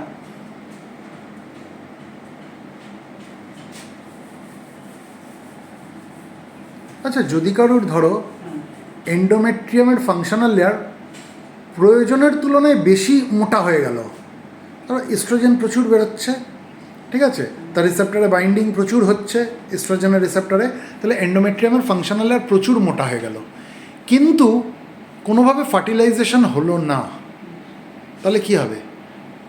ওটা তো ভাঙবেই এন্ডোমেট্রিয়ামের ফাংশনাল লেয়ার, তখন কি হবে? প্রচুর ব্লিডিং হবে। সেটাকে কি বলা হয়? মেনোরেজিয়া। মেনোরেজিয়া। লিখে দাও, MENORRHAGIA,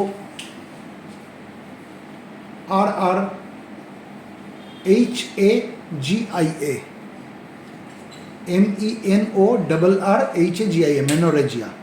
মেনোরেজিয়াকে আমরা দুভাবে ডিফাইন করতে পারি। কি কি? একটা হচ্ছে এই যে রক্ত যে বেরোচ্ছে এটা 7 দিনের বেশি হচ্ছে, ঠিক আছে, ধরো 8 দিন, 9 দিন, 10 দিন, তাহলে সেটাকে আমরা মেনোরেজিয়া বলতে পারি। Heavy menstrual bleeding. আরেকভাবে আমরা ডিফাইন করতে পারি যে এই যে লসটা যেটা হচ্ছে, ব্লাড লস যেটা হচ্ছে, সেটা হচ্ছে মোর দ্যান 80 মিলিলিটার, ঠিক আছে? এই ব্লাড লসটা কত হচ্ছে? মোর দ্যান 80 মিলিলিটার পার সাইকেল, ঠিক আছে, পার পিরিয়ড। চলো, আচ্ছা, এবার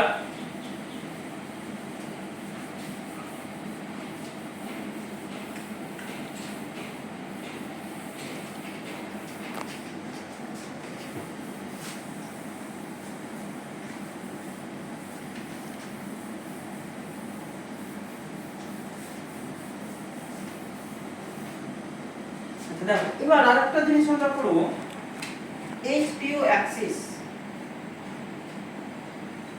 HPO অ্যাক্সিস, H মানে হচ্ছে হাইপোথ্যালামাস, P মানে পিটুইটারি, O মানে ovary. Hypothalamus pituitary ovarian Axis, hypothalamic pituitary ovarian Axis. এটা সম্পর্কে আমরা জানি, ঠিক আছে? আচ্ছা, এটা একটু ভালো করে বুঝবে, ঠিক আছে? দেখো, আমাদের ব্রেনে 4টে ভেন্ট্রিকেল থাকে, তার মধ্যে 3য় নম্বর যে ভেন্ট্রিকেল, যেটাকে আমরা থার্ড ভেন্ট্রিকেল বলি, এটা ধরা যাক থার্ড ভেন্ট্রিকেল। এই থার্ড ভেন্ট্রিকেলকে ঘিরে থাকে কি? ডায়ানসেফালিনের অংশ। ডায়ানসেফালিনের অনেকগুলো অংশ থাকে, তার মধ্যে মেজর থ্যালামাস আর হাইপোথ্যালামাস মেজর প্রধান। এই ডায়ানসেফালিনকে ঘিরে এর বাম দিকে আর ডান দিকে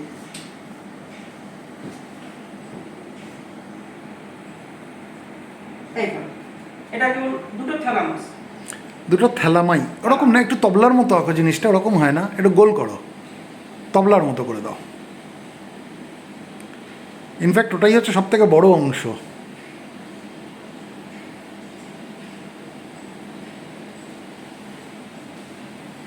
দুখানা থ্যালামাই, এক একটাকে বলা হয় এক একটা থ্যালামাস, একটা রাইট থ্যালামাস, একটা লেফট থ্যালামাস। ঠিক আছে? এটা কোনো লেফট থ্যালামাস, এটা হচ্ছে রাইট থ্যালামাস। মানে তুমি যেভাবে এখন দাঁড়িয়ে রয়েছো আমরা সেই ভিউটা দেখছি, তাই তো? সামনের দিকেই হবে। হ্যাঁ, মানে ওটা সামনে হলে তুমি এখন যেভাবে দাঁড়িয়ে রয়েছো মুখটা দিকে করো, মানে আমি তোমাকে এভাবে দেখছি, তোমার ডান দিকেটা, তোমার বাঁ দিক ওইটা, এভাবে দেখছি। এইভাবে যদি করা যায়, হ্যাঁ, এক্স্যাক্টলি। এইভাবে। মাঝখানে ওটা কি এঁকেছো? ড্যান সাভলানের মিডিয়ান ক্লেফট, থার্ড ভেন্ট্রিকাল। হ্যাঁ, এটা থার্ড ভেন্ট। আচ্ছা, এবার দেখো এই থার্ড ভেন্ট্রিকেলকে ঘিরে আরেকটা সেট অফ গ্রে ম্যাটার এইভাবে এইভাবে রয়েছে। মানে ব্যাপারটা কেমন? থার্ড ভেন্ট্রিকালের বাঁ দিক, থার্ড ভেন্ট্রিকালের ডান দিক, থার্ড ভেন্ট্রিকালের সামনের দিক এবং থার্ড ভেন্ট্রিকালের তলায় হ্যাঁ, এইটাকে ঘিরে একটা শিট অফ গ্রে ম্যাটার আমরা দেখতে পাবো। এটাকে কি বলা হয়? এটা হাইপোথ্যালামাস। Very good. এর দেখো এটা উপরের দিকে লেফট হাইপোথ্যালামাস, এটাকে বলি আমরা ফ্রন্ট হাইপোথ্যালামাস। মানে left part of hypothalamus, front part of, যাই হোক, হ্যাঁ, লেফট সাইড অফ, রাইট, এটা হচ্ছে রাইট সাইড অফ হাইপোথ্যালামাস। হ্যাঁ, আর তলার দিকটা ছবিতে দেখানো গেল না আর কি।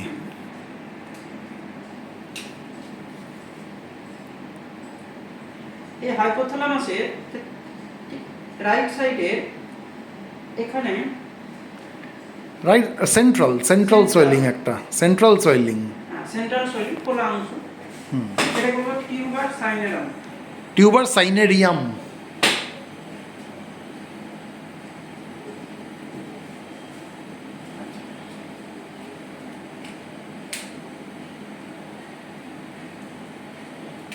বানানটা একটু ভুল হলো, CINEREUM।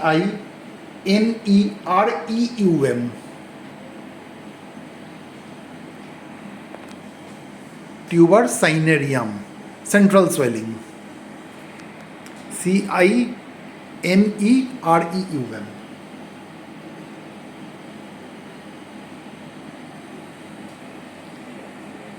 আচ্ছা, এরপরে আরো দুটো সোয়েলিং রয়েছে যেগুলোকে আমরা বলবো ম্যামিলারি বডি। পেছন দিকে দুদিকেই রয়েছে বাইল্যাটারাল সোয়েলিং, এগুলোকে বলে ম্যামিলারি বডিজ।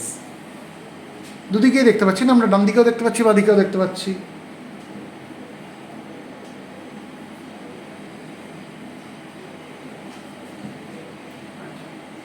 এবার দেখি ম্যামিলারি বানানটা কি লিখেছো?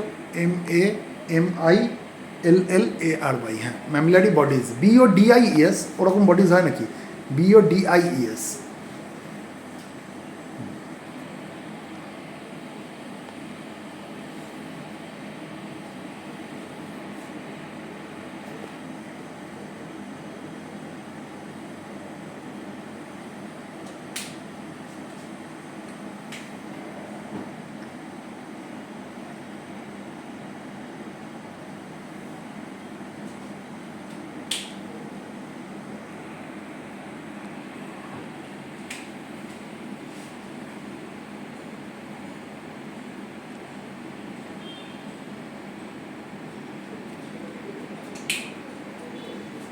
দেখো পিটুইটারি গ্ল্যান্ড, এটা পিটুইটারি গ্ল্যান্ড, ঠিক আছে?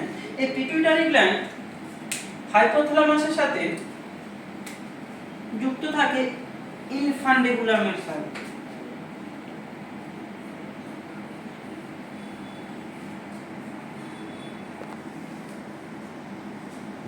ইনফান্ডিবুলাম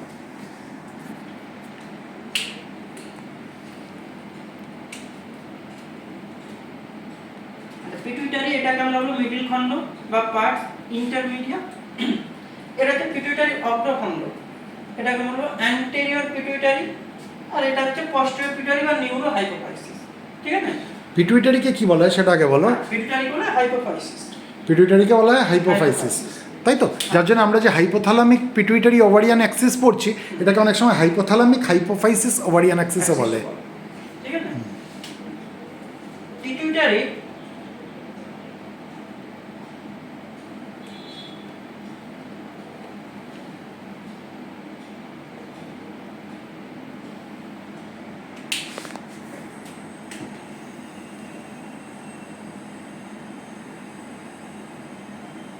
তাহলে হাইপোফাইসিসের সামনের দিকের অংশটাকে কি বলা হচ্ছে?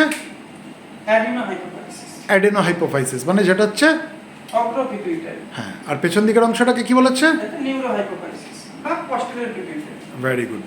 আর দেখো অগ্র পিটুইটারির সাথে একটা ব্লাড ভেসেলস কানেকশন রয়েছে, রক্তের জালকের কানেকশন এখানে অটোফ্লুইডের সঙ্গে রয়েছে। একটা ট্র্যাক্ট, একটা পোর্টাল সিস্টেম আছে, পোর্টাল সিস্টেম আর ট্র্যাক্ট রয়েছে বলা যেতে পারে। এটার নাম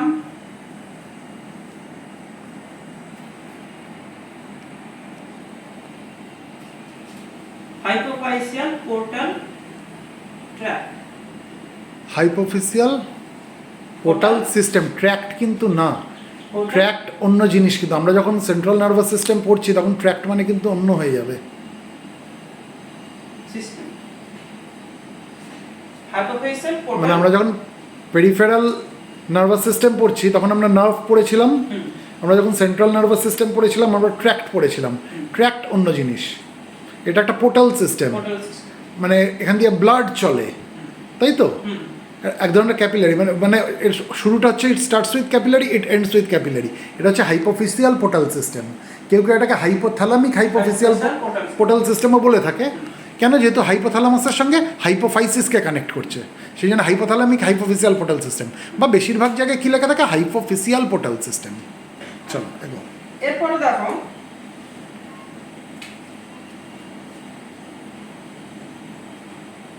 পস্টেরিয়র পিটুইটারির সাথে, এখানে তুমি ট্র্যাক্ট বলতে পারো, হ্যাঁ, দুটো নার্ভের কানেকশন রয়েছে।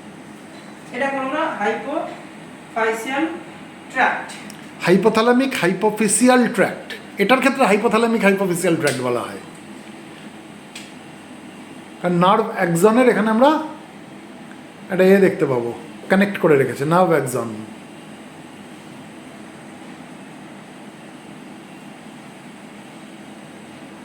কালেকশন অফ অ্যাক্সনস দেখতে পাবো।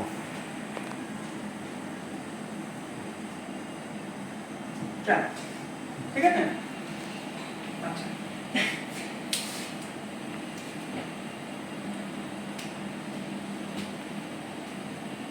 আমরা থ্যালামাসকে, হাইপোথ্যালামাসকে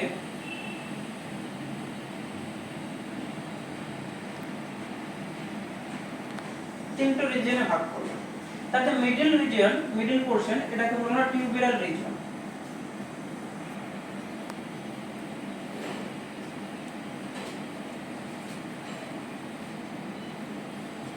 টিউবেরাল রিজিয়ন। আচ্ছা, এই টিউবেরাল রিজিয়নের মধ্যে এক ধরনের সেল দেখা যায়, এটা করব আর্কয়েড সেল, এটা করব আমরা arcuate cell, arcuate nucleus, arcuate nucleus. আর এর মধ্যে আরেক ধরনের নিউরন দেখা যায়, ডিএনআরএইচ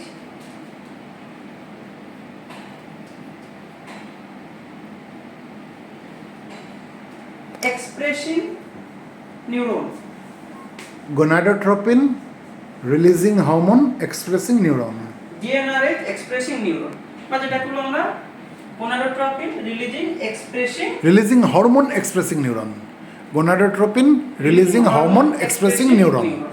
ঠিক আছে? আচ্ছা, এবার দেখো, আচ্ছা, আর্কুয়েট নিউক্লিয়াস কথাটা একটু লিখে দাও, ARCUATE।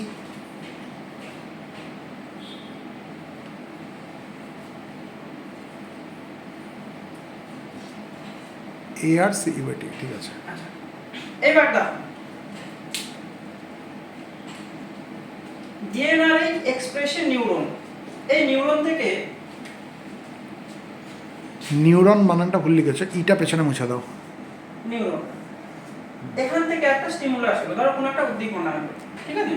এবার সেই উদ্দীপনাটা কোথায় আসবে? ডিএনআরএইচ এক্সপ্রেসিং নিউরন অগ্রপিউটার।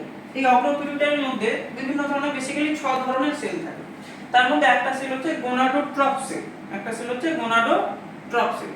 সেই গোনাডোট্রপ সেল যখনই উদ্দীপনা পাবে, এই জিএনআরএইচ এর দ্বারা সাথে সাথে সেখান থেকে রিলিজ হবে জিটিএইচ হরমোন। জিটিএইচ এর পুরো নাম হচ্ছে গোনাডোট্রপিক হরমোন। এই জিটিএইচ এর মধ্যে দুটো হরমোন থাকে, গোনাডোট্রপিন হরমোন, সেটাকে গোনাডোট্রপিনও বলা হয়। এর মধ্যে জিটিএইচ এর মধ্যে থাকে এফএসএইচ আর এলএইচ। এফএসএইচ এর পুরো নাম ফলিকল স্টিমুলেটিং হরমোন, এলএইচ এর পুরো নাম লিউটিনাইজিং হরমোন। ঠিক আছে, দেখো প্রথমে কিন্তু সিক্রেট হয় এফএসএইচ হরমোন, এলএইচ কিন্তু প্রথমে সিক্রেট হয় না, প্রথমে সিক্রেট হয় এফএসএইচ হরমোন, অর্থাৎ ফলিকল স্টিমুলেটিং হরমোন, এটা সিক্রেট হয়। দেখো এবারে সেই এফএসএইচ হরমোনের কাজ তোমরা একটু আগে পড়েছো, কি কাজ পড়েছো? এটা ওভারিয়ান ফলিকলকে আস্তে আস্তে কিসে রূপান্তরিত করতে পারে? Graafian follicle. একটা ওভারিয়ান ফলিকলকে সে কি করবে আস্তে আস্তে?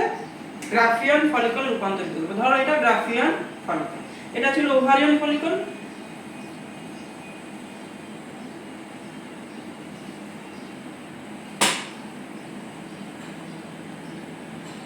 এটা রূপান্তরিত করে গ্রাফিয়ান ফলিকল। ঠিক আছে,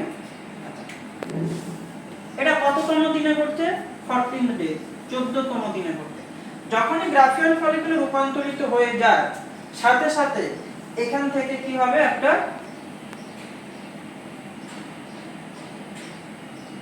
সিগন্যাল যাবে। কোথায় যাবে? অগ্রপিটুইটারিতে। কোথায় যাবে? অগ্রপিটুইটারি। কি সিগন্যাল যাবে? যে এফএসএইচ হরমোনের আর প্রয়োজন নেই, এফএসএইচ হরমোন লাগছে না, এলএইচ হরমোন লাগবে। ফলে এবার এলএইচ হরমোন ক্ষরণ শুরু করো। অর্থাৎ এফএসএইচ এর যেটা কাজ ছিল সেটা হয়ে গেছে, ওভারিয়ান ফলিকলকে গ্রাফিয়ান ফলিকলে সে রূপান্তরিত করে দিয়েছে। এবার লাগবে কি? LH hormone. সাথে সাথে এখান থেকে একটা ইম্পালস যাবে, নেগেটিভ ইম্পালস যাবে, বলবে এফএসএইচ হরমোন লাগবে না, এফএসএইচ হরমোন লাগছে না, এলএইচ এর জন্য এবার তুমি এলএইচ ক্ষরণ করো। সাথে সাথে কি হবে? রক্তে এলএইচ ক্ষরণ বেড়ে যাবে, যেটাকে বলবো আমরা এলএইচ সার্জ। একটা এলএইচ এর পিক হবে, এলএইচ সার্জ। সেই এলএইচ সাথে সাথে কি করবে? একে বাস্ট করবে। বাস্ট করলে আমরা আগেই পড়েছি, একে বাস্ট করলে কি হয়? বাইরে চলে আসে সেকেন্ডারি ওসাইট, আর বাকি যে অংশটা পড়ে থাকবে দুমড়ে মুচড়ে, সেটাকে আমরা বলেছিলাম কর্পাস লিউটিয়াম। কি বলা? Corpus luteum. আর এই গ্রাফিয়ান ফলিকল থেকে যে হরমোনটা সিক্রেট হয় সেটাকে আমরা কি বলেছিলাম? ইস্ট্রোজেন।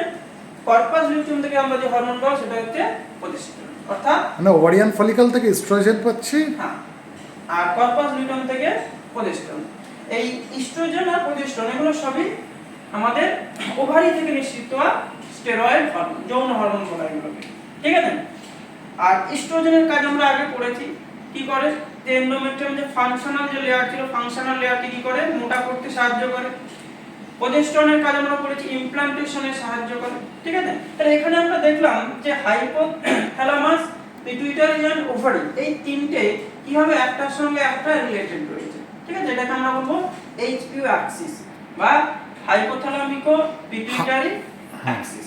ঠিক আছে, ovarian Axis, ovarian hypothalamic pituitary ovarian Axis. তাহলে একটা জিনিস মানে একটুখানি এটা ব্রিফ করে দাও, হাইপোথ্যালামাসের যে মাঝের যে রিজিয়ন, যেটাকে টিউবেরাল রিজিয়ন বলা হয়, সেখানে আর্কুয়েট নিউক্লিয়াস থাকে। আর্কুয়েট নিউক্লিয়াসে এক বিশেষ ধরনের নিউরন পাওয়া যায়, যেটাকে বলা হয় gonadotropin releasing hormone expressing neuron. নাম থেকেই বুঝতে পারছি এই নিউরন কি রিলিজ করবে? Gonadotropin releasing hormone. কারণ আমরা জানি যে হাইপোথ্যালামাস কিছু রিলিজিং হরমোন ছাড়ে, তাই তো? তার মধ্যে গোনাডোট্রোপিন রিলিজিং হরমোন একটা। এই গোনাডোট্রোপিন রিলিজিং হরমোন কোথায় চলে আসবে? পিটুইটারির কোন অংশে? অগ্রখণ্ডে, অ্যান্টেরিয়ার পিটুইটারিতে চলে আসবে, তাই অ্যান্টেরিয়ার লোবে চলে আসবে। কিসের মাধ্যমে আসবে? হাইপোফিসিয়াল পোর্টাল সিস্টেমের মাধ্যমে। এই হাইপোফিসিয়াল পোর্টাল সিস্টেম কেমন? It starts with capillaries, it ends with capillaries, তাই তো? এবার যখন এই গোনাডোট্রোপিন রিলিজিং হরমোন হাইপোথ্যালামাস থেকে বেরিয়ে যখন পিটুইটারির অগ্রখণ্ডে চলে আসলো, তখন সে কোন ধরনের সেলকে স্টিমুলেট করবে? গোনাডোট্রপসকে। এবার গোনাডোট্রপস যখন স্টিমুলেটেড হয়ে যাবে, তখন এই গোনাডোট্রপস কি ছাড়বে? গোনাডোট্রোপিনস ছাড়বে, বা যেটাকে তুমি, হ্যাঁ বলো। হ্যাঁ, এফএসএইচ এবং এলএইচ হচ্ছে এগুলো কি? এগুলো হচ্ছে হ্যাঁ ঠিক। প্রথমে বেরোবে এফএসএইচ, ওর প্রভাব দেখবো, তারপরে দেখবো এলএইচ। হ্যাঁ, ঠিক আছে। আচ্ছা, এবার আমরা মানে এফএসএইচ এবং এলএইচ দুটোই হচ্ছে গোনাডোট্রোপিন। কেন এদেরকে গোনাডোট্রোপিন বলা হচ্ছে? আচ্ছা, গোনাড মানে হচ্ছে সেক্স গ্ল্যান্ড বা যৌন গ্রন্থি, বেসিক্যালি যেগুলো যৌন হরমোন, মানে গোনাডস, ইট ইজ রিলেটেড টু গোনাডস। হ্যাঁ, তো সেগুলোকে বলা হয় গোনাডোট্রপিক হরমোন। তাদেরকে যারা স্টিমুলাস দেয় তাদের বলা হয় গোনাডোট্রপিক হরমোন। আচ্ছা, এবার গোনাডোট্রপিক হরমোন আর গোনাডোট্রোপিন একই কথা। হ্যাঁ, ট্রপিন। ঠিক আছে। আচ্ছা, এবার আমরা ইন্টারনাল যে অ্যাসপেক্ট সেটা দেখলাম, এইচপিও অ্যাক্সিস দেখলাম। এবার দেখো এক্সটার্নাল অ্যাসপেক্ট, ঠিক আছে? তো এক্সটার্নাল যে জেনিটাল অর্গান সেগুলো সম্পর্কে ছোট্ট করে একটু আইডিয়া নেব।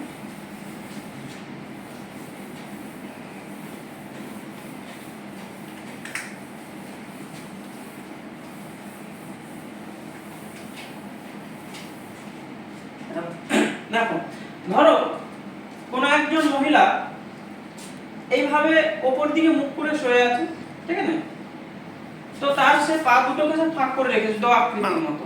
ওপর দিকে মুখ, তুমি ওইদিকে দেখাচ্ছ, তুমি আমার দিকে ঘোরো। হ্যাঁ। আমার দিকে, হ্যাঁ এবার বলো ওপর দিকে মুখ ওপর করে। দিকে মুখ করে আছে, পাটা আমার দিকে। হ্যাঁ, পাটা ওইদিকে ফাঁক করে রয়েছে, দ আকৃতির করে রয়েছে। তো সেক্ষেত্রে আমরা ছবিটা কেমন হবে? মানে পাটা দ আকৃতির করে রয়েছে, হ্যাঁ। আর পাটা শুধু দ আকৃতির করলে হবে না, এবার দুটো হাঁটুকে সে দুদিকে সরিয়ে দিয়েছে। হ্যাঁ।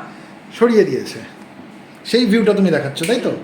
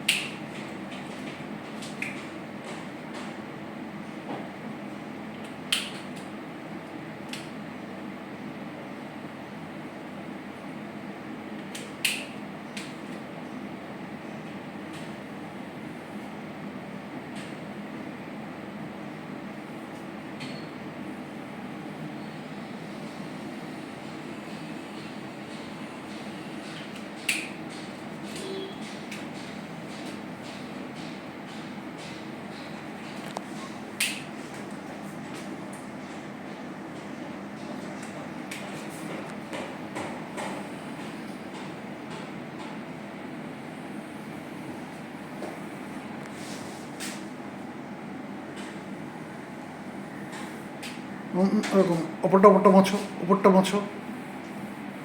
এবার ওই মন্স পিউবিস জায়গাটা গেছো, হ্যাঁ ওদিকে কিছুটা।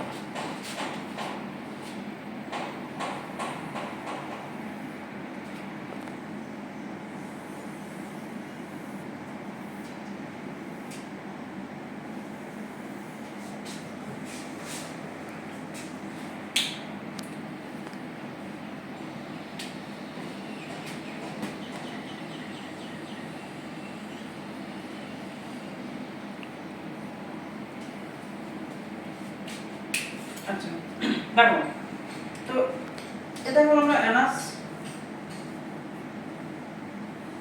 অ্যানাস। আর এক্সটার্নাল জেনিটালিয়া রয়েছে, তার ক্ষেত্রে আমরা দুটো ওপেনিং দেখতে পাই। এটা একটা ওপেনিং, এটা একটা। এই পুরোটাকে মানে পুরো যে জিনিসটা আমরা আঁকলাম, এই পুরোটাকে কি বলে একসাথে? ভালভা। ভালভা। আচ্ছা।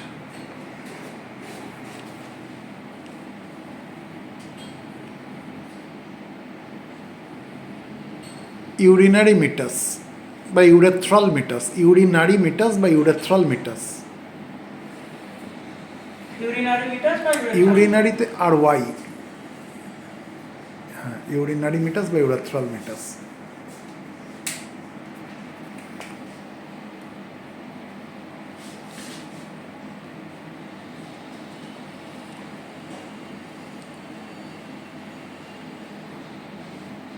এটা হলো না ভ্যাজাইনাল, VAGI, GAI না GI, ভ্যাজাইনাল ওপেনিং, ঠিক আছে? এবার দেখো এই দুটো ওপেনিং কে ঘিরে ভাজাইনাল ইন্ট্রাটাসও বলা যায়, ভাজাইনাল ইন্ট্রাটাসও বলা যায়। এই দুটোকে ঘিরে একটা এইভাবে লিপসের মতো পেশিময় চারিদিকটাই ঘিরে রয়েছে, লিপসের মতো। এটা আমরা লেজার লিপস বলি বেসিক্যালি। এটা হচ্ছে লেবিয়া মাইনরা, লেবিয়া মাইনরা। লেবিয়া মাইনরাকে ঘিরে আরো একটা পর্দাময় অংশ চারদিক থেকে ঘিরে রয়েছে ঠোঁটের মতো, লিপসের হ্যাঁ মতো, ঠিক। এটা বলা হয় গ্রেটার লিপস বা এটা বলা হয় লেবিয়া মেজোরা। লেবিয়া মেজোরা আর লেবিয়া মাইনরা যেটা উপর দিকে যেখানে মিলিত হয়েছে সেখানে একটা ট্রায়াঙ্গেল শেপেড অংশ রয়েছে, ট্রায়াঙ্গেল শেপেড অংশ। এবার ক্লিটোরিস বা ক্লাইটোরিস, এটা খুবই সেনসিটিভ পার্ট। পুরুষদের ক্ষেত্রে যেমন পেনিসের গ্ল্যান্ড যেটা রয়েছে, পেনিস গ্ল্যান্ড বলা হয়, ঠিক সেইভাবে এটা হচ্ছে সেই রকমই খুবই সেনসিটিভ একটা পার্ট।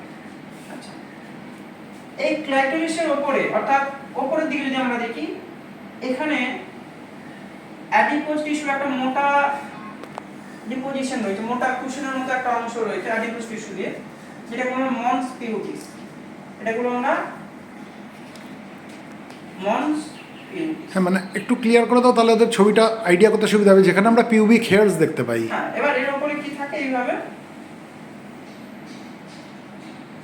চুলের মতো অংশ বা চুলের মতো অংশ, এগুলো চুলে ছোট ছোট থাকে, এগুলো বলা হয় চুলের মতো অংশ আবার কি, এগুলো চুল? হ্যাঁ, এগুলো হচ্ছে পিউবিক হেয়ার, এগুলো বলা হয় পিউবিক হেয়ার। ঠিক আছে? আর তাহলে আমরা যখন এক্সটার্নাল অ্যাসপেক্টে দেখি সেখানে আমরা কি দেখতে পাবো? ইউরিনারি মিটাস, ঠিক তার নিচে থাকছে ভ্যাজাইনাল ওপেনিং, এই দুটো মিটাসকে ঘিরে থাকছে লেজার লিপ যেটা আমরা বলবো লেবিয়া মাইনরা, লেবিয়া মাইনরাকে ঘিরে থাকছে গ্রেটার লিপ যেটা হলো লেবিয়া মেজোরা। মাইনরা মেজোরা উপর দিকে যেখানে মিলিত হয়েছে সেখানে থাকছে ক্লাইটোরিস। ক্লাইটোরিসের ঠিক উপরে ফ্যাট ডিপোজিশনের ফলে একটা কুশনের মতো মোটা অংশ তৈরি হয়েছে যেটা বলবো আমরা মন্স পিউবিস। মন্স পিউবিসের উপরে ছোট ছোট চুল যেগুলো বেরিয়েছে সেগুলোকে আমরা বলবো পিউবিক হেয়ার, এগুলো বলা হচ্ছে পিউবিক হেয়ার। আর এই পুরো অংশটাকে বলা হচ্ছে ভালভা, এটা বলা হচ্ছে ভালভা। ঠিক আছে? তাহলে এটা হলো ফিমেল রিপ্রোডাক্টিভ সিস্টেম। একটু পার্থক্যটা বলে দাও, পুরুষের ক্ষেত্রে কি হয়? হ্যাঁ। ইউরিন এবং সিমেন, সে হ্যাঁ, যেটা বলছে ইউরোজেনিটাল ট্র্যাক্ট, ওদের বলা হয় ইউরোজেনিটাল ট্র্যাক্ট। মানে জিনিসটা কি হচ্ছে, ইউরেথ্রা দিয়েই বেরোচ্ছে, ইউরেথ্রা দিয়ে বেরোয়। ইউরেথ্রা দিয়ে বেরোচ্ছে, তাই তো? ইউরেথ্রা দিয়ে এসে ইউরেথ্রাল মিটাস হয়ে বাইরে আসছে, ইউরেথ্রাল মিটাস হয়ে বেরোচ্ছে বা ইউরিনারি মিটাস হয়ে বেরোচ্ছে। সিমেন যেটা বেরোচ্ছে ডিউরিং ইজাকুলেশন সেটাও ইউরিনারি মিটাস বা ইউরেথ্রাল মিটাস হয়ে বেরোচ্ছে, কিন্তু মহিলাদের ক্ষেত্রে ব্যাপারটা একটু আলাদা। হ্যাঁ, মহিলাদের ক্ষেত্রে ইউরিনারি মিটাসে কেবলমাত্র ইউরিন, আর ভ্যাজাইনাল ওপেনিং দিয়ে হচ্ছে ভ্যাজাইনাল ডিসচার্জ বা এখানে সেক্সুয়াল ইন্টারকোর্স, এটা এখান দিয়ে হয়ে থাকে। ঠিক আছে? তাহলে আমরা আজকে পড়লাম ফিমেল রিপ্রোডাক্টিভ সিস্টেম সম্পর্কে ডিটেইলসে পড়লাম। প্রথমে পড়লাম ইন্টারনাল অ্যাসপেক্ট সম্পর্কে পড়লাম, ইন্টারনাল যে অর্গানগুলো রয়েছে রিপ্রোডাক্টিভ সিস্টেম ফিমেলের ক্ষেত্রে তার স্ট্রাকচার এবং কাজগুলো পড়লাম। সেকেন্ড যেটা পড়লাম আমরা মেনস্ট্রুয়েশন আর মেনস্ট্রুয়াল সাইকেল, এই দুটো সম্পর্কে পড়লাম। আর তৃতীয় যেটা পড়লাম সেটা হচ্ছে এক্সটার্নাল জেনিটাল অর্গান যেটা রয়েছে বা এক্সটার্নাল জেনিটালিয়া, সেটা সম্পর্কে আমরা পড়লাম। ঠিক আছে? তো আশা করি তোমরা প্রত্যেকে বুঝতে পেরেছো। ঠিক আছে? আজকে এই পর্যন্ত থাক। ঠিক আছে? আবার পরের ক্লাসে আমরা অন্য একটা সিস্টেম নিয়ে আলোচনা করব। ঠিক আছে? ঠিক আছে, ভালো করিয়েছো, গুড।